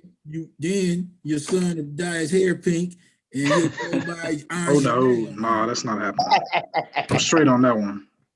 Or you get He can do that in his house. The imaginary dude I was talking about, he can have that in his house. But I'm just teasing. I mean, and then too, you got it but see, you as a young boy, you need that example. You need that example. As a young girl, you need that example. You need an example of what a man is, so you know what when one is and when ain't. When it comes to a mate, that ain't a man because he ain't doing what my father did. And I say you got to make millions of dollars, but he's not. You know what I'm saying? You have to see that example. It's not an example to see a man, your father, at home, like I said, in the apron making brownies every night. Like these stupid commercials I see. They walking. I saw a diaper commercial. It was only men in the diaper commercial, and they got their babies on. You know that carrier that they have in the front. It was only men, not a woman in sight that I can recall. And there's all these men walking around with babies on their front, and he looking for some diapers. And another effeminized man come out. He hand him a diaper. Not to change the subject, but I saw something crazy at Walmart the other day. It was one of those chest strap things like they carry the babies like he was talking about, and it was a white family. It was like it was a mom and a dad, and they were smiling and happy. And I kid you not, the next one, it was like a larger size. It was a single black woman with her baby. Yeah, bro, that's another thing while I was talking about balance. 80%, approximately 80% illegitimacy rate. What does that mean for the community? Everything's like out of balance. 3 days ago too. It's like everything's not in balance. So what our community is, the destruction that we see in our community is a prime example of when you throw away that wisdom. It was wisdom in saying, no, you two get married before you had these children, and you had these children within the confines of marriage and raise them up and keep that going. When you talking about you don't need no man, you're stupid. Bruh. Go ahead, brother. I used to carry my kid on my chest, man. I was one of those dads Nah, brother, but nah, this commercial was effeminate, brother. It's nothing No, wrong with. It's not even anything wrong with carrying your baby carrying your baby around, but you also had a job. Yeah, well, I was protecting it. If we was in the crowd, I wanted to hold the kid instead of my See, wife. that's so yeah. It's not even the strap. I'm talking about how these cats were looking in the commercial. Oh, and where the women at? Oh, one of those commercials. I don't know what they were. I'm just saying, where the women at? Why I can't see why are you showing me a diaper commercial with just men? Men was at work. I mean, the women was at work. Yeah. Exactly. That was two men married. Was it? But that was, and he was what they call the bottom. It is happening a lot now in commercials. It's sick stuff, man. I don't know if they were married. I only saw it once. I can't, but I did recall. I'm like, man, this is weird. Yeah. You know, that's what they're doing, adopting kids and doing stuff like that. Yeah. I wanted to share something with y'all though. Hey, hold on, brother. All right, go ahead. Yeah, but let Brother Anthony go ahead. Go ahead, brother. Yeah, I just wanted to share, man. I have two, my two oldest boys. Man, they're both gay, and I was having a hard time dealing with that when they were let's see, I guess when he was about 15, I moved to a different state, so they were living back in Arkansas, but yeah, when he was 15, he actually came out with it. His mom put him out and said she didn't have any girls. And then his brother, the younger of the two, he came out. I mean, I never even thought about him being gay, but he came out. I guess he might have been 22 or something. But I asked him about it. I used to talk to him about it all the time. I told my oldest son, I said, I told him when he was 15, I said, you have a psychological, problem. If you think that you're a woman, but I witnessed it happening because when he was like 2, and when I stayed in Arkansas, when he was 2, I can just remember one of the times I went to pick him up from his grandmother's house because he would stay with me all week.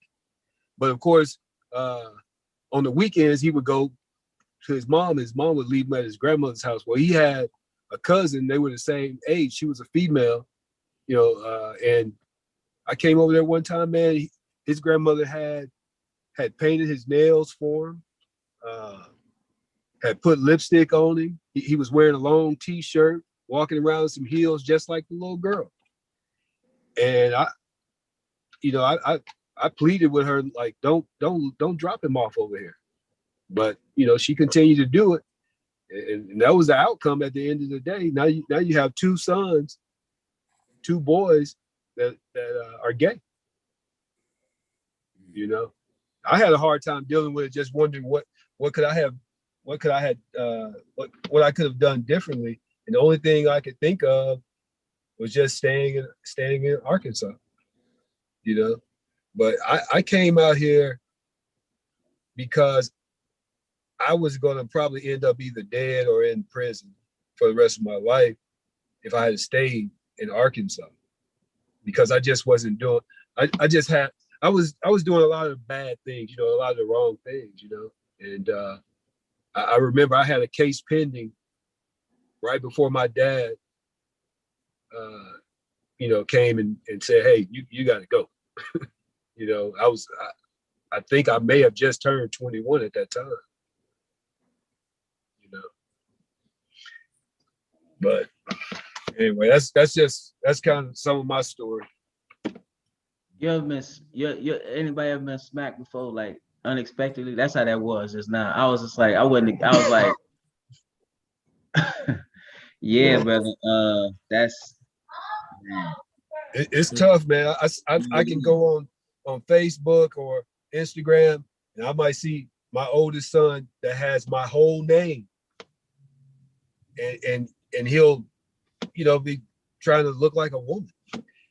And my wife told me the other day, because sometimes when I would talk to him on the phone, I say, Yeah, I saw you on there looking like trying to look like a girl. And my wife said, they like it when you say that. Mm. They call each other girl. You know, the guys that, you know, now his younger brother, he doesn't think he's a girl, but he likes other guys. I didn't know if he picked that up when she finally when she kicked the older one out and he was staying with my mom. I went and got him and brought him here. You know, so they were with me for a couple years, but so I brought the younger one too. So I didn't know if they picked that up just because they moved out here. What? Not the youngest one anyway, not the oldest one. I knew what was going on with him. I used to tell them, look in the mirror, man, drop your pants. Those aren't woman parts. You know, that's not a female's thing right there. You know? So, but he had his mind made up that he was born a man, but he was a woman trapped in a man's body. Yeah, that's psychological. Yeah, it is. You think it was environmental though? Are you concerned with it being environmental?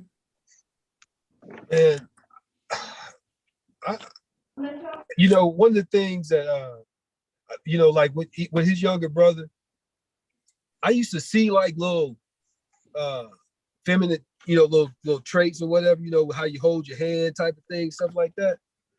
And I used to just tell myself, boy, act like his mom. He just been living with his mom, he act like his mom. I put him in football, basketball, all that stuff, just trying to, I remember taking him out. He couldn't even, I'm like, dang, you can't shoot a basketball? Like, damn, I really didn't do my job, But yeah, that's tough to deal with, man, every day. When I see him or talk to him or anything. Yeah, that's a tough one. I know something interesting. And it's personal, but my whole family thought I was gonna grow up to be gay. For whatever reason, I don't know why. They thought I was gonna grow up to be gay. And I'm the only one in my entire family that like has a steady job. Has a steady job, has a wife, is trying to have kids and stuff. I'm the only one with even like out of all the grandkids, the only one that's like a man that like does yard work, works on his cars by himself, that does all this stuff, and for whatever reason, I mean,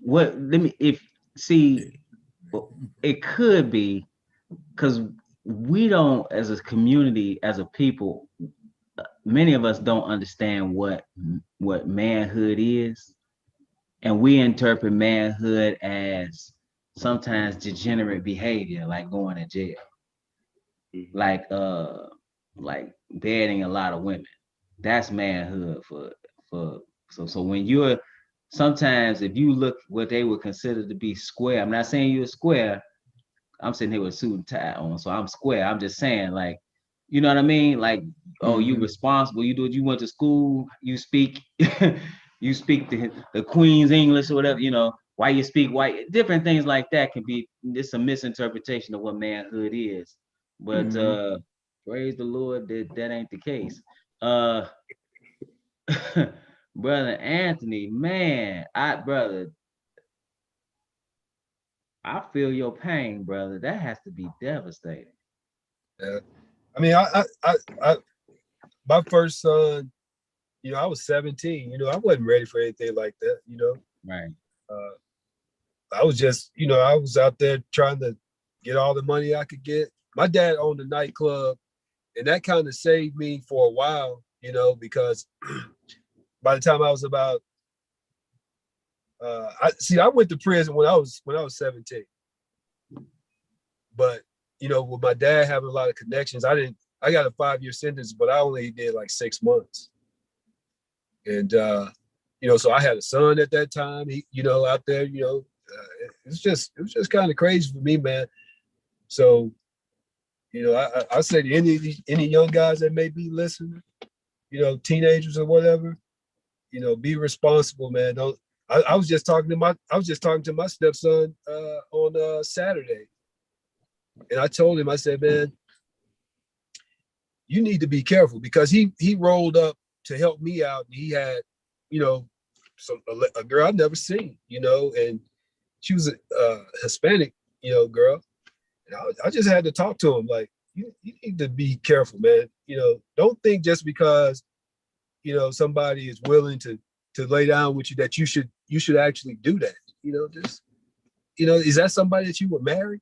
That's what I asked him. I told you, you need to ask yourself those type of questions before you decide to lay down with them, because like you just said, they relate that to, you know, manhood, you know, because that's how I was thinking.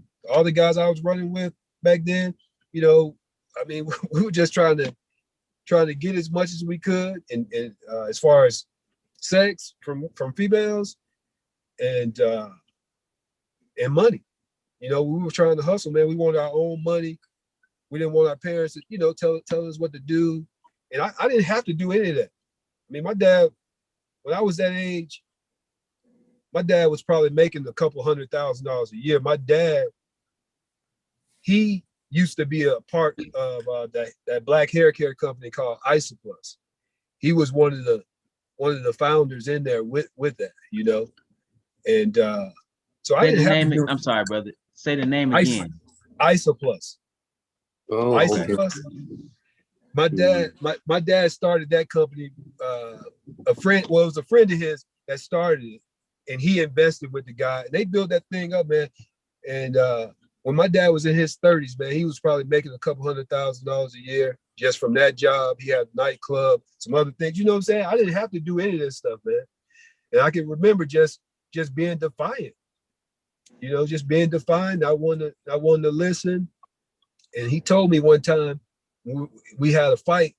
He told me, he said, what did he say? Anyway, I can't think of the word now, but he was just saying I was just mad. I was mad at him. He had divorced my mom. He was just bringing up a lot of stuff, you know. I didn't even, I hadn't even considered or thought about, you know. So I just was out there, man. After a while, I started hanging with people that he didn't want me to hang with, and like some of the guys I was hanging with, man, they were having babies by every girl they were screwing.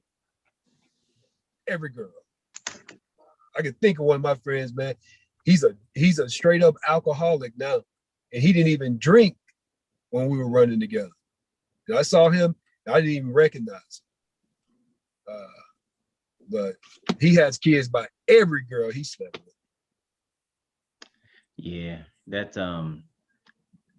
you know, being there, the man is the protector of the home, and you being there, you're protecting them from several things. You're protecting them from poverty, you're protecting them from information that is inaccurate or detrimental. You're protecting them from their own selves because you're providing them discipline. And another thing you're protecting them from molestation. Mm-hmm. You know what I'm saying? You're protecting them from that thought or somebody trying to push them in that way, because like you said, when you came, we saw them in that's, man. But that's, people don't realize, man, it's so much. I say molestation, I say they were molested. I'm just saying, if you do the research, you'll see that is something that is a common denominator oftentimes, is molestation. You know, when it comes to that, it's pretty prevalent.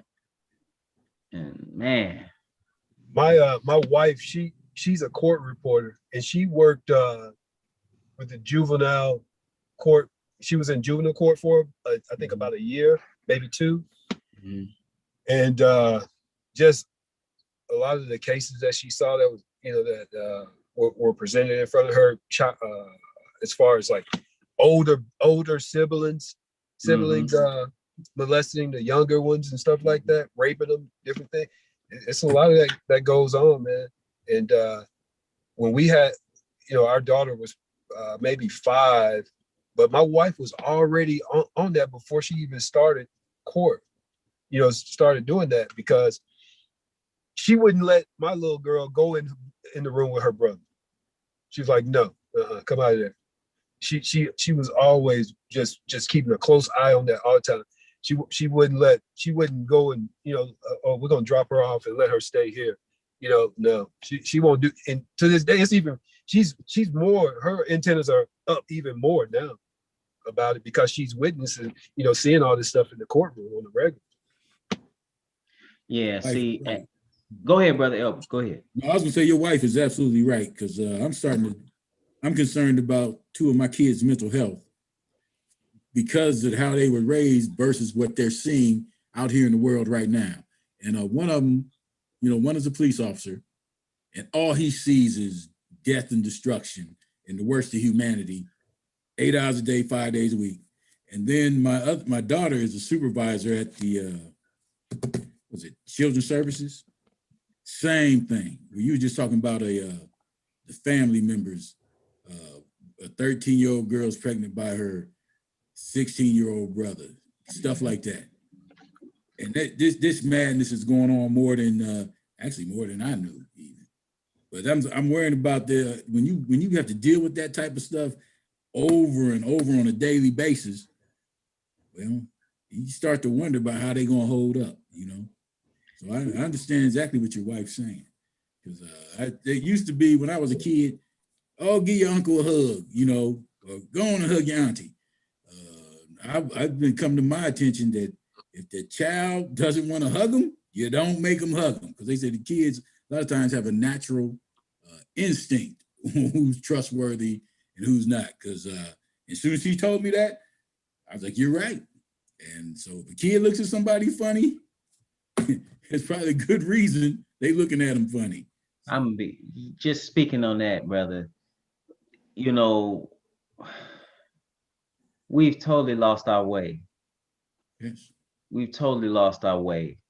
Like I was talking about the protection, men should be the ones that are providing the protection. Men should be the ones that are providing the moral guidance of the household. Mm-hmm. And quite frankly, you know,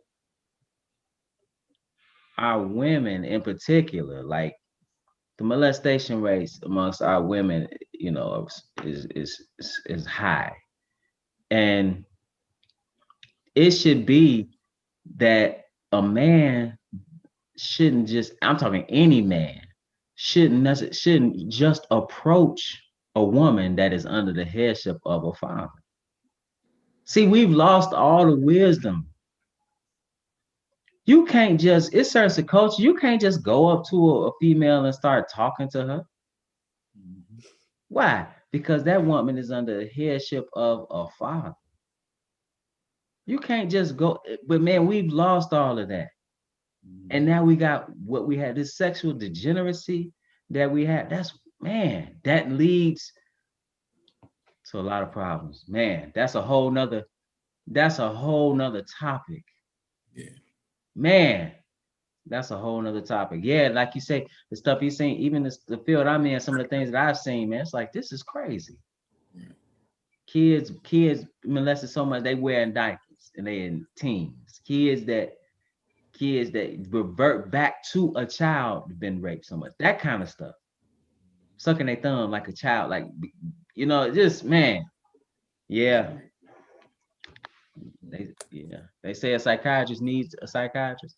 Like, yeah, that's a lot, you know. And we're not, you know, I know as a police officer, you're seeing the worst of people, and you're some type of social service, you're seeing the worst of people. Yeah. They're not calling you because somebody just graduated, you know, with all A's. They calling you because they, you know, they got brain fragments on the floor. Mm-hmm. You know, so that's unfortunate.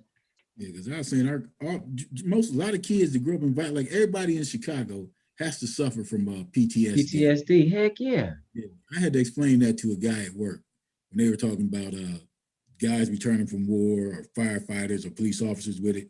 And I said, then everyone in Chicago has to have PTSD. So give them the same money you talking about giving you. Brother, it's studies showing, you look at what kids in general are going, kids are suffering from high rates of trauma. Mm-hmm. High rates of trauma. Yeah. You know, I talk about, go ahead, brother, what you say? No, I was just gonna say to a lot of these younger brothers who starting their families and stuff, I demanded that my household was sanctuary. There wasn't gonna be no chaos in here. Whoever came over here, when you come home from work, when you get home from school, this is where you're gonna have peace. Ain't gonna be no madness in here until you go back out in that world tomorrow. But when you at home, everybody's gonna relax and have some, unless you upset me. But other than that, I'm the only one get to blow the house up. But prior to that, everybody else has got to behave and stay in their place. But anyway, so we could have some peace in the house. Yeah. Yeah. Wow. Man. Let me say this real quick. Brother Anthony, you ain't have to say that. Right. But you know, I'm not saying you shouldn't have said that. What I'm saying is you know that's something very personal you had to share, but I know you were sharing that trying to help somebody else or have somebody else consider. And so appreciate that. Brother, you was about to say something, brother. Yeah, man. This is the wickedness. I mean, this is crazy. I don't know if y'all can see this, but that. Well, hold on, bro. Wait, what you say? Wait a minute, No, man. no. Don't show that. Don't show that, brother. Okay. Yeah, don't show that. This is a woman that a transgender got pregnant. It's all messed up. I don't. This. Hey, yeah, brother. Yeah, don't show that. We don't need to see. I'm sorry. It looked like. Yeah, that was a woman that got pregnant. Yeah. Yeah. I'm like, is that a man? No, that's not. It ain't. No, this is crazy, man. This world, boy. Yeah, down to destruction. So what happens when going back to, you know, kind of maybe I forgot what question. I think it was Brother Albert. We can't, or maybe it was Brother Austin. Yeah, Brother Austin. We was talking about Monique and just taking it there, and just in general, when you can't take correction, I think about how what happens when the world goes array like it is going right now, you know, and when you can't take correction, when you have the positions that we have right now concerning, you know, being a man and a woman being a woman. What happens, you know, when the world won't listen? You know, is it not judgment? I think about when Israel was, you know, he would send people to him, and eventually, you know, it was they weren't listening. So then judgment came, slavery came, famine came, you know, war came. I mean, just think about what that brother just showed, or try to put it out your mind. But I'm just saying, like, that's where we at, you know. That's where we're at in society, where, you know, people walking around like, you even see in the headline for something that would be like a man gives birth. No, that's not right now. That's not possible. They're trying to transplant wombs and different things, but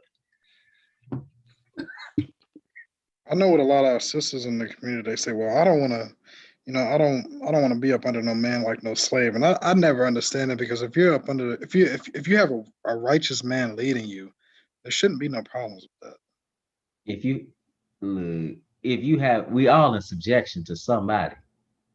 If you got a job, you know, if you think about what feminism say, I don't want to be in subjection to a man, that's slavery. But you gonna go out and go to work and be in subjection under somebody. See, that was the okie doke. That was the okie doke. That was, man. Man, y'all brothers, that's some heavy stuff tonight, brother. Hey, man, anybody else had anything? Please, Brother no Nicodemus pictures, no has more pictures. Brother Nicodemus has a question in the chat. Not Brother chat, but in the on YouTube. Brother Nicodemus, what up, bro? Hold on 1 second. Let me see if I can find it.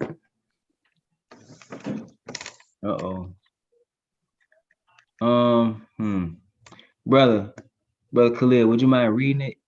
Yeah, no problem. Thank you. Bro Elisha, are we more mentally destroyed now compared to when we came up out of Egypt? Are we more mentally destroyed? I can't say for sure, but I know when you read the narrative, you can kind of see that we're the same people. We're the same Negroes that was, man. We're gonna go back into Egypt. Make us some gods. Can he give us flesh to eat? Why you with that Ethiopian woman? Like I could just see some of the stuff that, just the same foolishness. The fact that he had to kill these people in the wilderness after this mighty deliverance. We are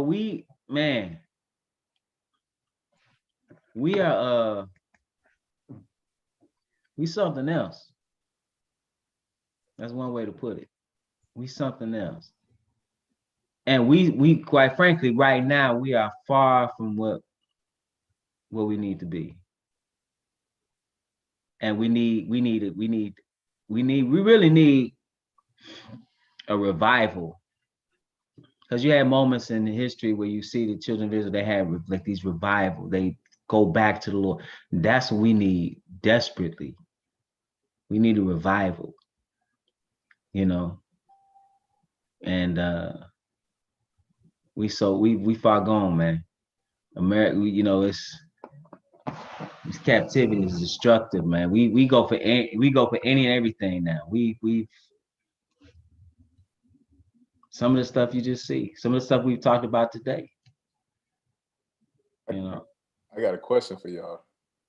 What do y'all think about this critical race theory stuff they're trying to teach?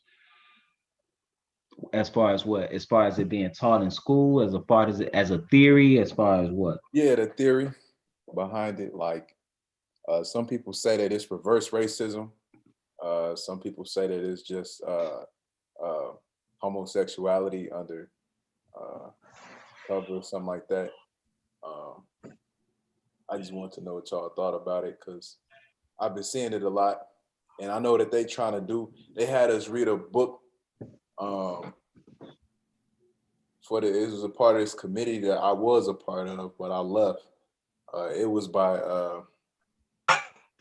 like How Not to Be a Racist or something like that by Ibram, I forgot his name, X or something like that. Hold on. Yeah, Ibram, I don't know how to pronounce his name. Ibram X Kendi. Have you ever heard of How to Be an Anti-Racist? And I know we had to read some of those books. So I know they're trying to put stuff like that in school. Well, I mean, okay, so critical race theory, it deals with like it says race is a social construct. It deals with race as far as power, and it says that race is inherent in American society. It came out of the legal field with Black lawyers, and then it's been applied to various other fields. It looks at power dynamics to a degree. And I think with racism, I know with racism, people don't understand what racism is. Racism is power plus racial prejudice. So in other words, you have a hatred or disdain for a group of people and the power to do something about it. That's who can be racist. Okay. If you do not have the power to do anything about your racial prejudice, you can't be racist. You can be prejudiced. Everybody's prejudiced, but you cannot be racist. And racism is a group thing. Okay. You have groups practicing or historically have practiced racism. True racism is practiced in groups. It's not necessarily somebody calling you a porch monkey or something like that. necessarily. I mean, that could be a racial epithet, but that's not what it is. It's when you're locked out, okay, based on your race, and another group has done it. That's what it is. So that's what it looks at. So I mean, it's like anything else. It's a theory, and it's simply a lens by which to look at things. Okay. So, you know, it's not an end all to all. I know it's being attacked right now. But I mean, do you think racism is woven into the very fabric of the United States? Yeah, I know that. I know that. That wasn't. I just thought that like the theory had. I thought that they were going to teach homosexuality and stuff. In that theory, so that's why. Well,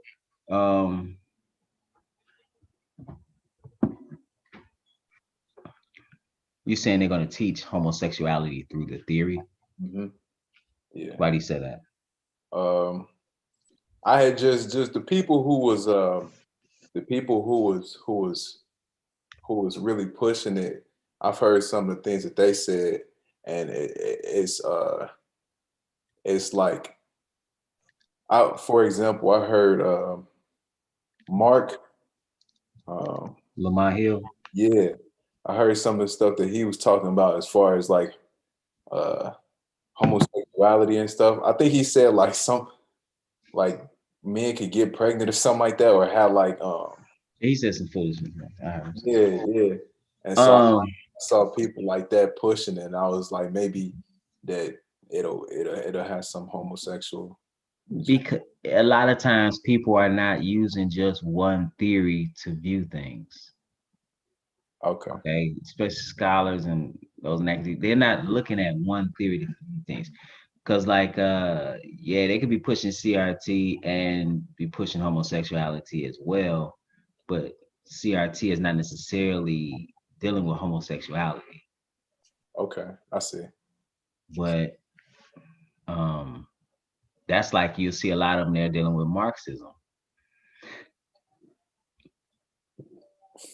You know, like for example, like Black Lives Matter, that's a Marxist organization. Mm-hmm. So they're pushing Marxism, but clearly they're pushing homosexuality and transgenderism and the destruction of the nuclear family. Okay, so it just depends on who will be. It depends on how you looking at that lens and how you're shaping that lens and how you know. Just because they're saying that, you know, trying to apply it in that way per se doesn't mean that was the original intent when they first see CRT. Give me a second. I'm gonna read something to you. Somebody else had something while I looked this up real quick. Nobody. There was another question in the chat about a clamorous woman. Okay, that's brother. Hold on one second. I'm gonna read something to you. Now I'm gonna share my screen. Hold on one second. Oh boy. What's up, brother Joseph? He getting knocked out or something? He wants to quit. I don't know. Okay. Hold on one second. Oops. Okay, you can see my screen, right? Hopefully now. I have these books here. This one by Kimberly Crenshaw, this one here by Delgado and others. I'm trying to see if hopefully on the first couple pages you can see the definition of critical race theory it gives. Let's see.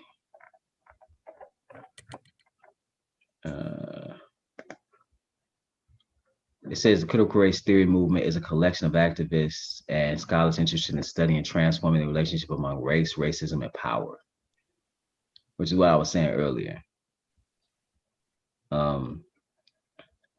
Now, do people try to expand that?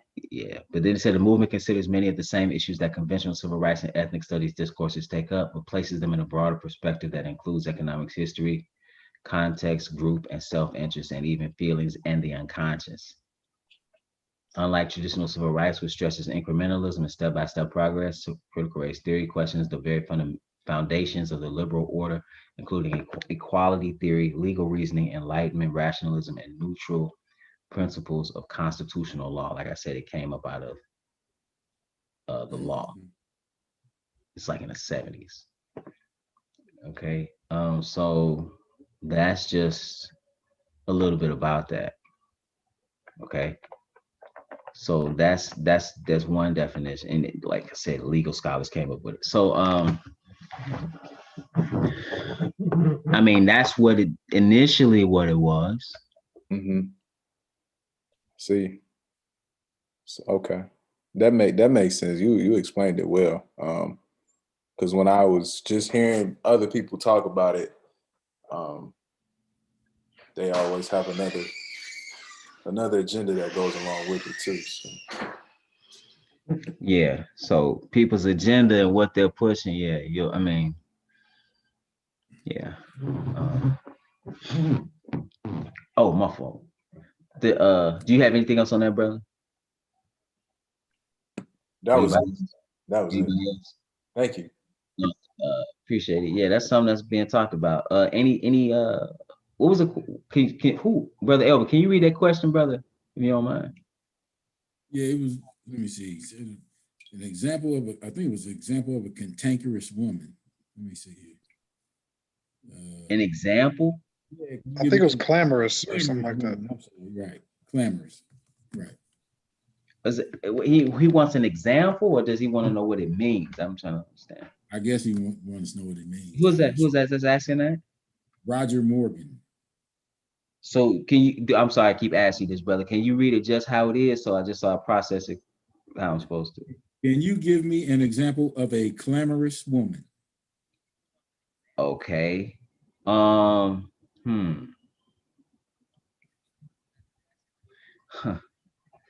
trying to think of a woman right now that everybody would know because maybe you saw it on a television show or something like that. But that's basically a woman that is argumentative and contentious and just doesn't want to get with your program and you know. I mean, I guess that's what he's asking. I'm trying to think of somebody on television. I can't think of anybody off the top of my head.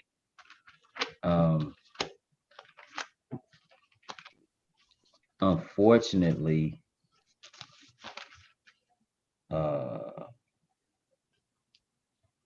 that's too many women. Now, why do I say that? Somebody might say that's toxic or that's how could you say that? Well, I just said it. And the reason I just said it is because the balance has been taken away. Why should a woman be obedient unto you? Why should she try to please you? Because that balance has been disturbed. You see what I'm saying? But so that's what that would be. And let's read some here real quick.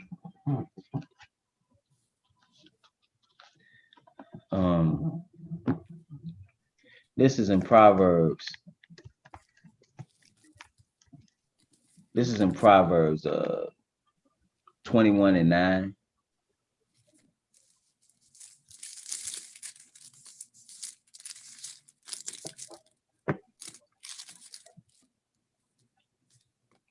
And it says, it is better to dwell in the corner of the housetop than with a brawling woman in a wide house. Okay, so you know if you're because the word he used was it clamor or contentions? Clamorous. Okay, so I'm assuming he means like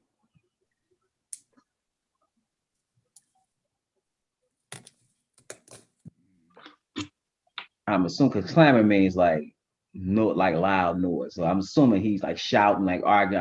I'm assuming he's meaning like a woman that's argumentative. quite frankly, that's what's being, that's seen as strength or portrayed as being, you're being strong when you do that,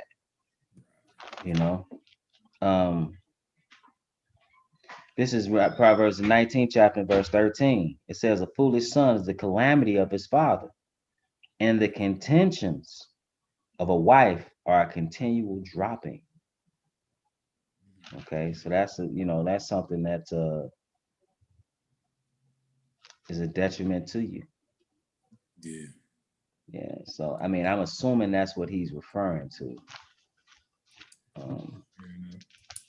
Some woman that's contentious and argumentative. But I'm gonna say this: if there's signs before you get to that point that a woman would do that, before you engage in a relationship with her, if you see her doing that with other people, but but if I challenge you to just sit back and observe our women in public or on your job, and just sit back and see what you see, and you'll see a lot of talking crazy, a lot of contention, because our women are out of order. Why? Because we are not in the position that we need to be in. And so our women are out of order. Talk crazy. And we entertain that foolishness. So that is what it is. They've gone so far out of order that it's ridiculous. And we need to get back in our rightful position. I don't know if anybody else had anything. Brother, we're about to go to sleep. Everybody go to sleep. I want to say something. Bad, man. I fell asleep on the phone today. I was talking to my father. I fell asleep, bro. He's like, you sleep? I'm like, no. I know it's a different time zone, but I know you've been working. Anybody else had anything? Yeah, I just wanted to say something. You remember the Cosby Show, right? Yes, absolutely. And that, I remember we couldn't watch TV during the week, during the school week. But on Thursday night, we all could sit down and watch that Cosby Show together. In a different world. So, well, no, we could. My dad wasn't into that, so okay. We could watch the Cosby Show, And he really looked up to Cosby. I remember him going out buying those sweaters, like Cosby and all that. But would you look at that and say that's how the house should look? Because that's what we were looking at as a people back then. I think. Well, I think in certain ways it was an exemplary example of a family, how they function. Certain ways though, when you take close, okay, for the most part, let me say that. But I would say I've watched every episode of Cosby, I don't know how many times. That's my favorite show of all time. I've seen every episode, have all the seasons. As a young person, watch it over and over and over and over and over again.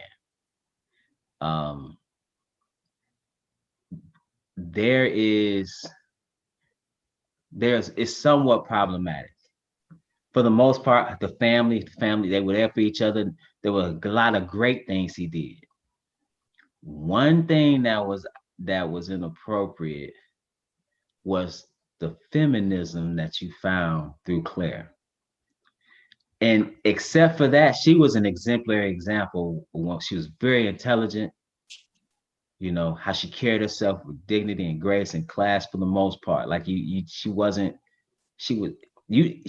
no, let me put it like this. As far as mothers that have been in any television series, there's none that compare to Claire Huxtable, in my opinion. Period. In any kind of way. However you want to slice it.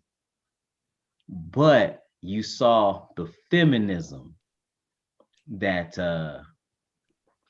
was in the show. Other than that, and the sometimes buffoonery at times, but for the most part, it was a great example of family life. They had money, but those kids weren't spoiled. You know, they pressed education.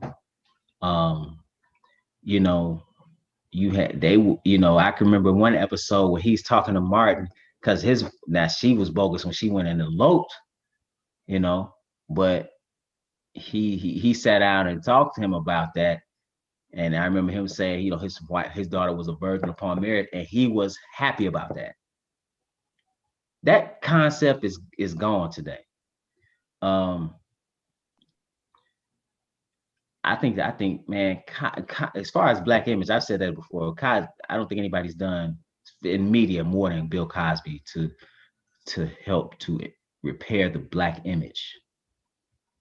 Even when he was working on that show, he hired Black people, and the white people he hired, from my understanding, he had them teaching other Blacks. He was intentional. Even the things that he wore. Look at the walls. Right? Sammy Davis Jr. died. He had a pen of Sammy Davis Jr., one of the great Black entertainers. Look at the walls of the famous artists that he had on the walls. I'm talking about painters. Listen to the music. Listen to the music. How, you know, the jazz. You know, Art Blakely, like all the rich culture that you see. You know, he was, yeah, that show was great in that regard, as far as just being a stable family. And then you had, when they got married, you know, they were still living there.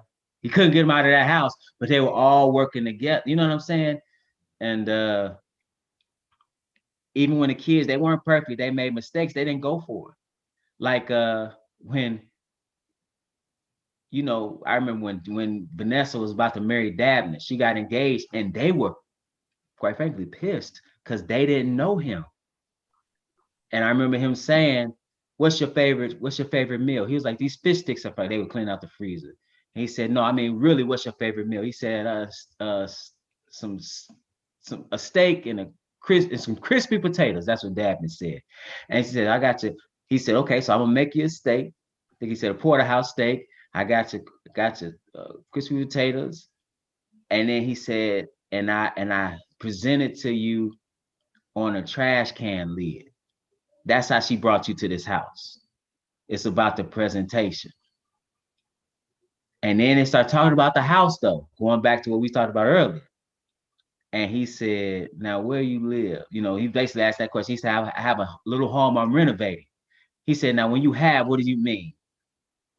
He said, I own it. And he told his good daughter, get this man some coffee. Why? Because he was building a household. And that man was a head of the custodians at a university where Vanessa went.